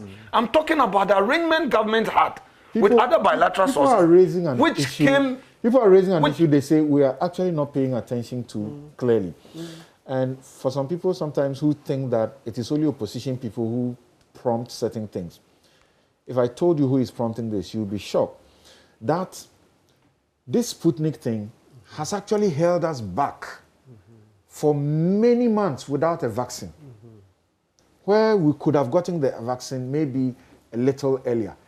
And eventually we are getting a vaccine, but it is Johnson & Johnson. It's not the efforts of the minister that has yielded us anything. So they are asking, the more reason he alone should not actually be answering questions. Let me come back to my point. I am saying that, look, at that material point in time, where the Indian situation had escalated and they had blocked supply, we should also ask a question. Should the minister have thrown his hands up in despair and said, look, I don't want to look out for vaccines from the private sector. I'm waiting till August. What would be the reaction of the Ghanaian public? At least let's look at the exigency of the situation at the time, which situation he echoed and we captured in our report. That notwithstanding, as a committee, we said, like, going forward, in a situation like this, engage your select committee on health. Engage them. At least come to parliament. You wrote to AG, but you wrote to AG after you assigned the contract. So next time, don't do this. How else could we have been bold to tell the minister that, look, on these areas, these were our problems. But at the same time, people are quoting us out of context. People are creating their own meanings. People are taking it outside of remit of what we did. And that, I think, it's unfortunate. Thank you it has very to much. be corrected. And thank you, Mr. Fayemaking. And Kofi, I'm coming to you. Please remember, we have moved on from this subject. Because he doesn't want to go any further in it, because it's a matter pending in court, even though we know you could find a way around it without getting into any trouble in the court. So let's stay on the Saglemi housing project. What's your view? If you were to explain to any ordinary person what has happened and why you think something must happen, what will you say? Well, Alex is really tempting us, but I'll listen to you. So on Saglemi, my view is that we need to never lose sight of the fact that we fail a lot in leadership. And honestly, that is the biggest problem we have in this country. I say this because we all have to work hard at trying to prevent repetitions of the same mistakes. And then again, part of the failure has to do with how long it takes for us to get back and try and correct things. In the process, a lot is lost. On the specific issue of Saglemi, it has been 5 years since this government took office. What is the reason? I know the response will be, oh, we're investigating the matter. That tells you that there is a problem with record keeping in our governance system. Because if somebody took $200 million of state funds, in fact, money we didn't have, but we borrowed, and you need 5 years to find how they used it, we have a problem, and we should try not to repeat it. And I'm going to use this to make this point. There are still ministers in this government and some members from Jubilee House who use private emails to conduct government business. It is wrong. I don't know how to express that. It is wrong. But back to the issue. Why should it take 5 years when you have Saglemi sitting there? Everybody can see the project was not finished. Then another aspect of this is patently the failure of Parliament to monitor and police its own approvals. And that failure arises from the approval process itself. If Parliament says go and spend X amount of money to do Y, there should not be any room for the officer in charge to spend more than that or less and to use it for a different thing. Here is a case where what Parliament approved is not what was done, and nobody did anything about it. Now we are stuck with this problem. So Parliament really needs to be up and doing concerning these things. There are many other examples of similar things happening. So Saglemi is another case of a total failure of our governance system. Okay, I won't go into the issues of corruption and whatever it is. I just think that people may choose to be corrupt. But if we build a solid enough system, it will be very risky. And if we have a good enough system, it will be easy to, expose them, and then we will swiftly deal with them. We have sufficient institutions. We just had a new special prosecutor. It is not a lack of institutions to prosecute them. The problem again comes from what we just discussed, where people in leadership seem to defend and prevent accountability on the part of persons who hold public office. Samson, nobody is forced to go into public office. Nobody is begged to go into public office. People beg, they pay, and they kill and force themselves to go into public office. So if we are requiring of them to do what public officers must do, they must go under that rule. Otherwise, you leave that place. So my issue of Saglemi is, what is the state of our governance that leads us into this multi-million-dollar kind of situation? And why does it take us 5 years? And if we are going to pursue Saglemi, okay, how do we excuse things like what we just discussed and go and pursue Saglemi the way we are doing? The same rules, the same things that happen in Saglemi, in principle, are the same things going on today in many different places. So we need to take a very grand look, not at the specific issues, but at the broad issues. So the initial intention was to build 5,000 housing units and make them, as we call, affordable, so that we'll reduce the housing deficit, and then Ghanaians can have some bit of comfort. Eventually, we have done 668 housing units. These have been completed, but as we have been told, they are not habitable. They continue to sit and face the vagaries of the weather and everything, and will deteriorate even further, as Ayarga recently went there to show us. Is there a They've problem? Not been completed. Is there a problem if the government,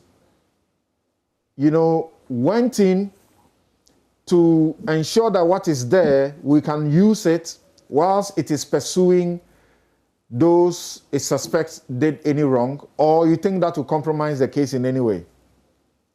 No, I don't think it will compromise the case if it is properly done, and it can be done.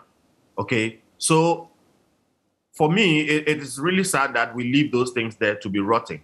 But again, it comes down to what did Parliament approve and who made the decision to change it? And why was it that that person could make that decision without any kind of repercussion? And why has it taken us so long? Now, you have a situation where it is possible that we could have made those things habitable. By the way, they have not been completed. That's why they are not habitable. And still, the law would have taken its course. The issue now comes again to, it seems, and I'm trying to pick my words well, but it seems that a lot of the problems that we face in governance have to do with procurement. And specifically, the procurement issues arise when there is some gain which is personal or parochial in nature. On the other hand, if you have a case like Saglemi, and there is a problem, but there is no gain that can be gotten out of fixing the problem, Saglemi will be left there to rot.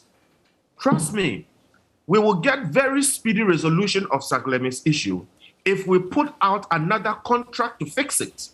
And then people are going to jockey around that contract.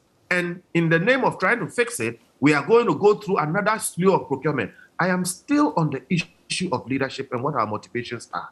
So I think that it should have been possible, if we were thinking about the solution, solving the housing crisis, to have fixed Saglemi's problem and dealt with the fallouts with the corruption, etc., on another level. But it's been abandoned for 5 years.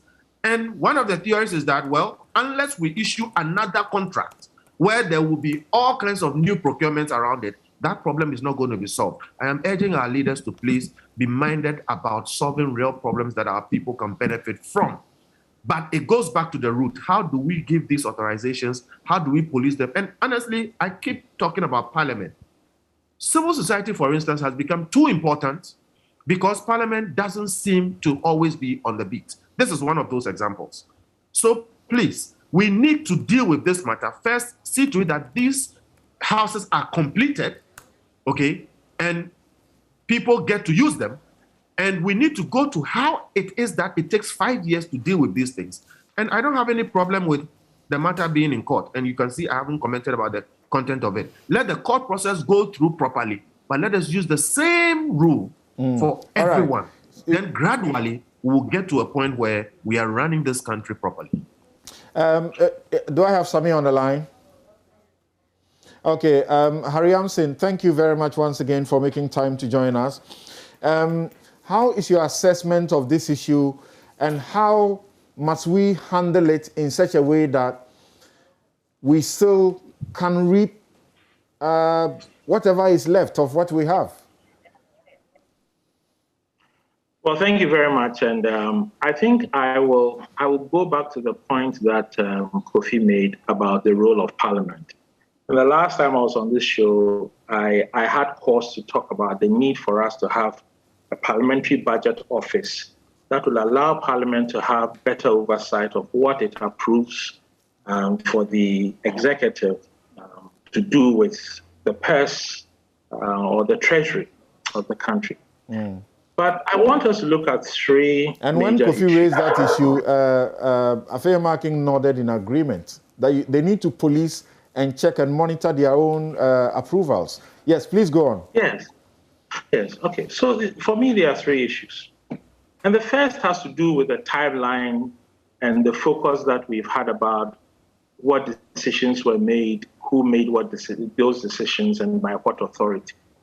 And what is clear is that this process that went through cabinet, went through Parliament, got advice from the government's legal advisors, and so on and so forth, is riven with dispute.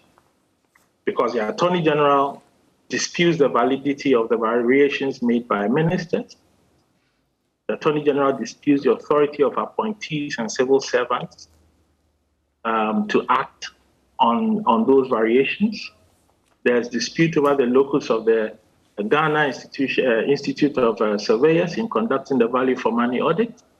There's even dispute over AESL itself, because on one hand, it was project consultants throughout the implementation, and then is now the validator of the Ghana Institute of Surveyors audit. In some circumstances, you would say that AESL is now marking itself. It all points to a great dissonance, political dissonance, because on the one hand, Saglemi is seen as belonging to one political group, and like you've said, it can be fixed. Like Kofi has said, it can be fixed. But it has now become a political football, and it should not be, because 600 families need homes, and they could be housed at the moment if we had used 2017 to 2020 to solve the 32 million deficit. Obviously, we spent more than that buying vehicles. So we don't have an issue, but it is the politics that is also dragging this matter. There's also dissonance in the working relationship between the ministry and the government's own legal advisors, because they took advice before they signed the contract. Somehow did not take advice when they were varying the contract. At least that is what the documents tell us. So we do have an issue. It is a matter of how the civil service under the political guidance is working with the government's own legal advisors. Then we have the issue of the industry player. Grader is crying every day to be involved, but Grader is constantly left aside. We have a problem, and that has to do with dissonance, and that is the reason why we have all these disputes that are going to be devil's Saglemi. And I promise you, it's not just Saglemi. The last time we were talking about energy contracts, it's the same symptoms, the same diagnosis. Now I come to the issue of governance. We went to Credit Suisse as a country, gave a purpose, and took a loan. When we decided to vary the purpose of the loan, we did not go back to the lender. So what happens if a shareholder of Credit Suisse sues the bank? How will the bank respond towards Ghana? And how will that affect Ghana's own credit worthiness? And last time I was on the program, I talked about the same issue, Ghana's credit worthiness. It behoves on all the actors, whether political or in the civil service, to ensure that this is sacrosanct and protected, and it's not happening. It ought to be mandatory that if the Attorney General has given advice on a project and is being changed, the advice must be sought again. In any case, an EPC was signed. It clearly stated 5,000 units, and yet the escrow management agreement also said something different. How did that conflict occur? If we address these things, we can begin to cure these problems. But lastly, let me talk about a very important issue for Ghana, and that has to do with our own national housing policy. We drafted it in 2013, launched it in 2015. It had 8 policy objectives, 50 policy initiatives, 8 special initiatives that were dealing with the access of women, the disabled, the aged, low-income households, and the issue of knowledge transfer in the industry. But to today, nothing has happened. It was launched in 2015. We are in 2021. We still don't have local private sector participation in delivering housing in any manner that is significant. We still don't have a conducive atmosphere, a climate for providing rental housing. Today, if you provide rental housing, government sends you a tax bill. Instead of giving you a tax rebate and rewarding you for helping to relieve the pressure, it sends you a tax bill, not a tax rebate. Why would you have a policy, sit on it for 6 years, and not make it work for the country? We've talked about accelerating home improvement and home expansion so that we can reduce the pressure. Tell me what is in place now to help people expand their homes legally, properly, within the rules. It doesn't exist. But we are fighting over Saglemi. But I tell you that these 3 things that I have talked about alone can provide more than Saglemi, can provide more than the 600 or so homes that Saglemi, today has. We would have done many times more.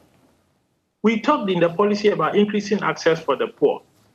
Where are we going to increase access for the poor if we are not allowing the local private sector to participate, if we are not rewarding private people for providing housing, if we are not making it possible for them to expand their homes?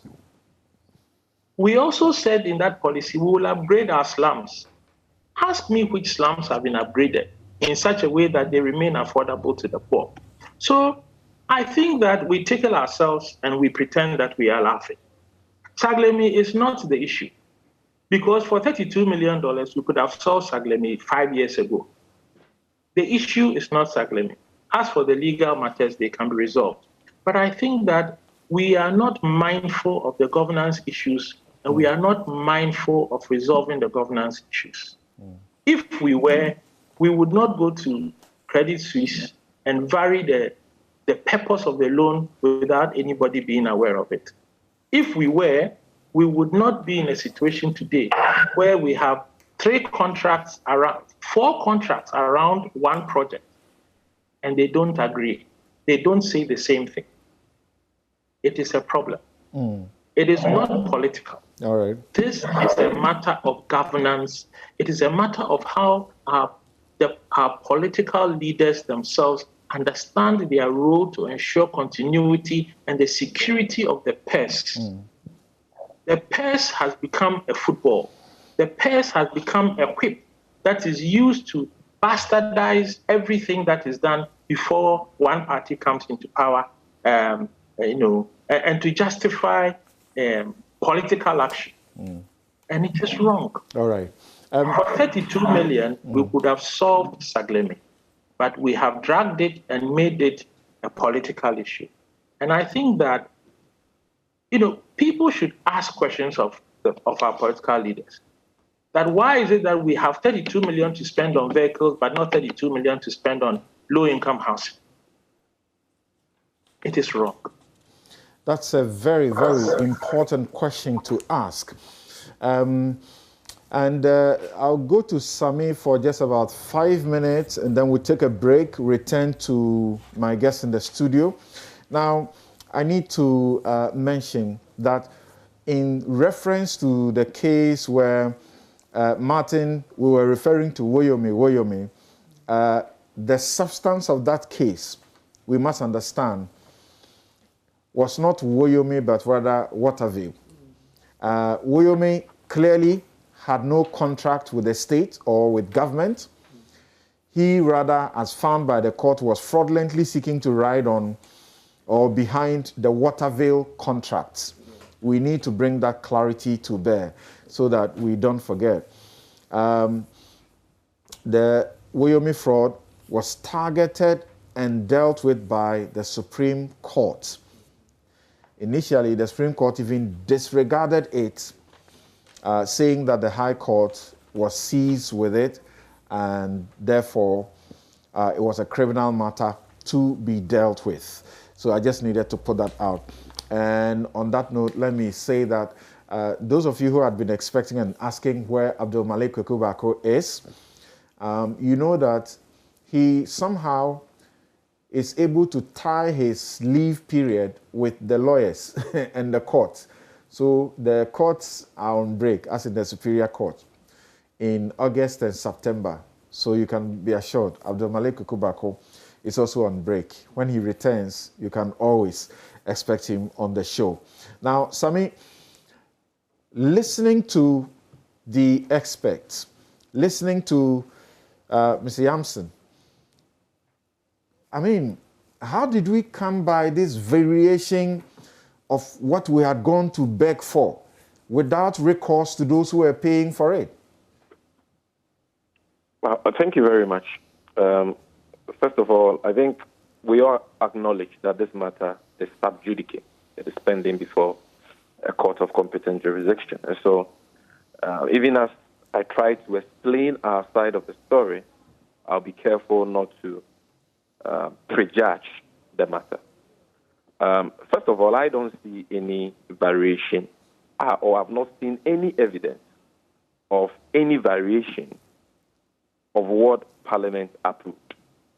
Because if you look at the Hansard of 31st October 2012, which captures what transpired in Parliament when this loan agreement was considered and approved, it was very clear that the loan amount of $200 million was supposed to be used for the construction of 5,000 housing units. And it is also very clear from the proceedings that Parliament was told that these 5,000 housing units will not be constructed at a go. This is captured in black and white at column 457 of the Hansard of 31st October 2012. Now, if you look at the Works Agreement, what is called the EPC Agreement, executed on 4th January 2013 by Honorable E.T. Mensah, and you look at all the amended and restated agreements, 3 of them, one under Honorable Collins Zelda, one in 2016, and one dated 31st July 2017 under the Akufo-Addo government. The objective to build 5,000 housing units was maintained throughout. It was not varied. So what you have currently at the site, which is 1,412 housing units, only constitutes the first phase of the project. And nobody has said that the project was going to end at phase 1. In fact, if you look at the EPC agreement, paragraph 4, Honorable E.T. Mensah says that proceeds from phase 1 will be used to finance future phases. And so I don't really get it when people say that what Parliament approved. You just referred to which of the agreement. I am seeing the paragraph 5 or so that you refer to. I see the phases there where it says that but the layout is for the last line of paragraph 4. 4 phases. Yes, that is paragraph 5. But check the last line of paragraph 4. Okay. Before you get to that paragraph 4. Whereas by the letter to the ministry, so you check the last line. It says, I've seen that. Yes, I've seen that. You're right. Please go on. You're right. The go loan on. shall be responsible for marketing of the project and will deposit all pre-sale amounts into the stipulated accounts for use in funding payments under the project for future phases. Right. You understand? So Parliament said use the money to construct 5,000 housing units. Honorable E.T. Mensah executes this EPC agreement, says that yes, we are constructing 5,000 units, but we will do so in 4 phases. The only amendment Honorable Collins Zelda did to this agreement was to reduce the number of phases from 4 to 3, thereby shortening the duration. But the objective, that 5,000 housing units were going to be built, but that same could not be built at a go. And that same were going to be built in phases was very clear, and for me did not in any way contravene. So is it not the understanding that the loan amount was for the 5,000 units? Yes, the loan amount was for the 5,000 units. And if you look at the EPC agreement, and how much has gone into the 668 that we have? You see, what Parliament approved were the terms and conditions of the loan under Article 181. Parliament did not approve a works agreement. So issues about mode of implementation, mode of the construction and all that could not have been considered or approved or dictated by Parliament because those were captured in the works agreement, which was executed pursuant to the approval of the loan agreement. You understand? So I'm saying that in principle, Parliament said build 5,000 houses with $200 million. But number one, you check column 437, that was based on indicative prices. Number two, at the same column 437 of the Hansard of 31st October 2012, that excluded the cost of infrastructure like roads, drainage, sewage, and all other ancillary facilities that could make the place habitable and commercially viable. And that number three, Parliament was told by Honorable E.T. Mensah at column 457 that we are not going to build all these houses at a go, but over a period of time. And I'm saying that, so if he executes a works agreement pursuant to this loan agreement and says that, yes, I will build the 5,000 houses, but I am now incorporating the cost of infrastructure, which you did not take into consideration. I'm now incorporating the cost of roads, sewage, and drain. And so I can only build the 5,000 in phases. I will use the proceeds of the first phase to finance future phases and still deliver the 5,000 houses without government injecting any new funds. I don't see anything wrong with that. Number two, my point is that was Parliament notified of this arrangement? Was Parliament carried along? The answer is emphatically yes. Check page 4 of the VHM consultancy report that they generated for the ministry, or they prepared for the Ministry of Works and Housing, which your producer sent to me. And in fact, that reflects the findings of the RMS consultancy report as well. If you check page 4 and you look at the key I'm sorry, but I have to take a break here. This is Newsfile, brought to you by Bank of Africa, strong as a group and close as a partner. MTN, everywhere you go. Ashesi University, educating ethical and entrepreneurial leaders for Africa. Robert and Son, seeing is believing. Waylead, home is where one starts from. Star Assurance, your solid partner. Duraplus, where Duraplus goes, water flows. DBS Industries and MG Auto Trading, official distributors of MG vehicles in Ghana. We'll be right back.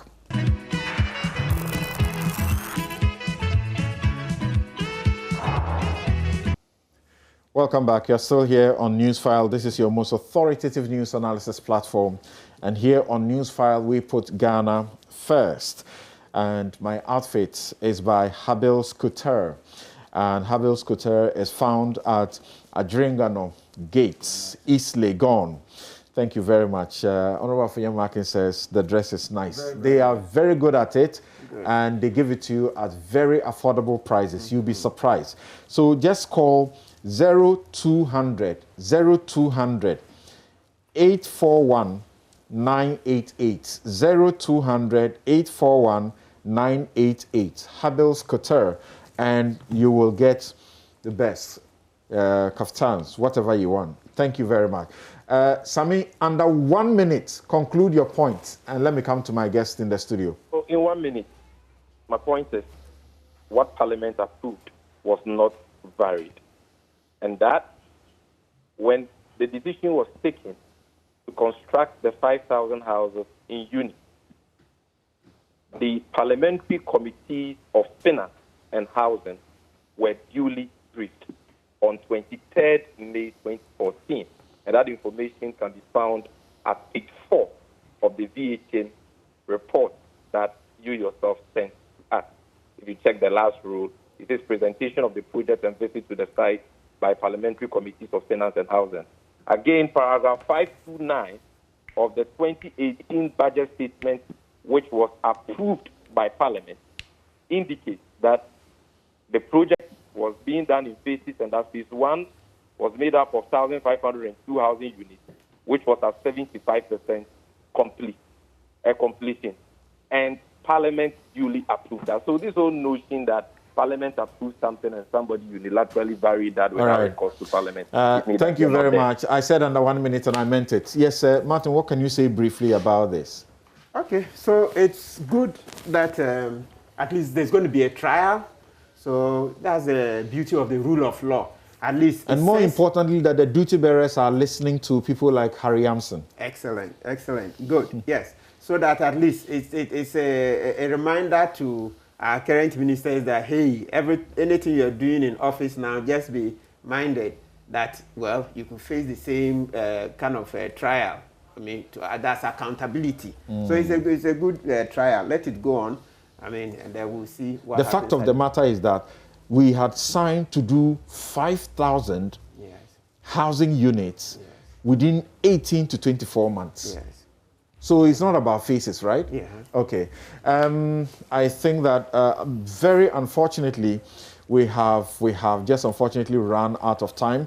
I wanted actually to go to Harry for very final words, but unfortunately, this is where we will draw the curtains. Thank you so very much.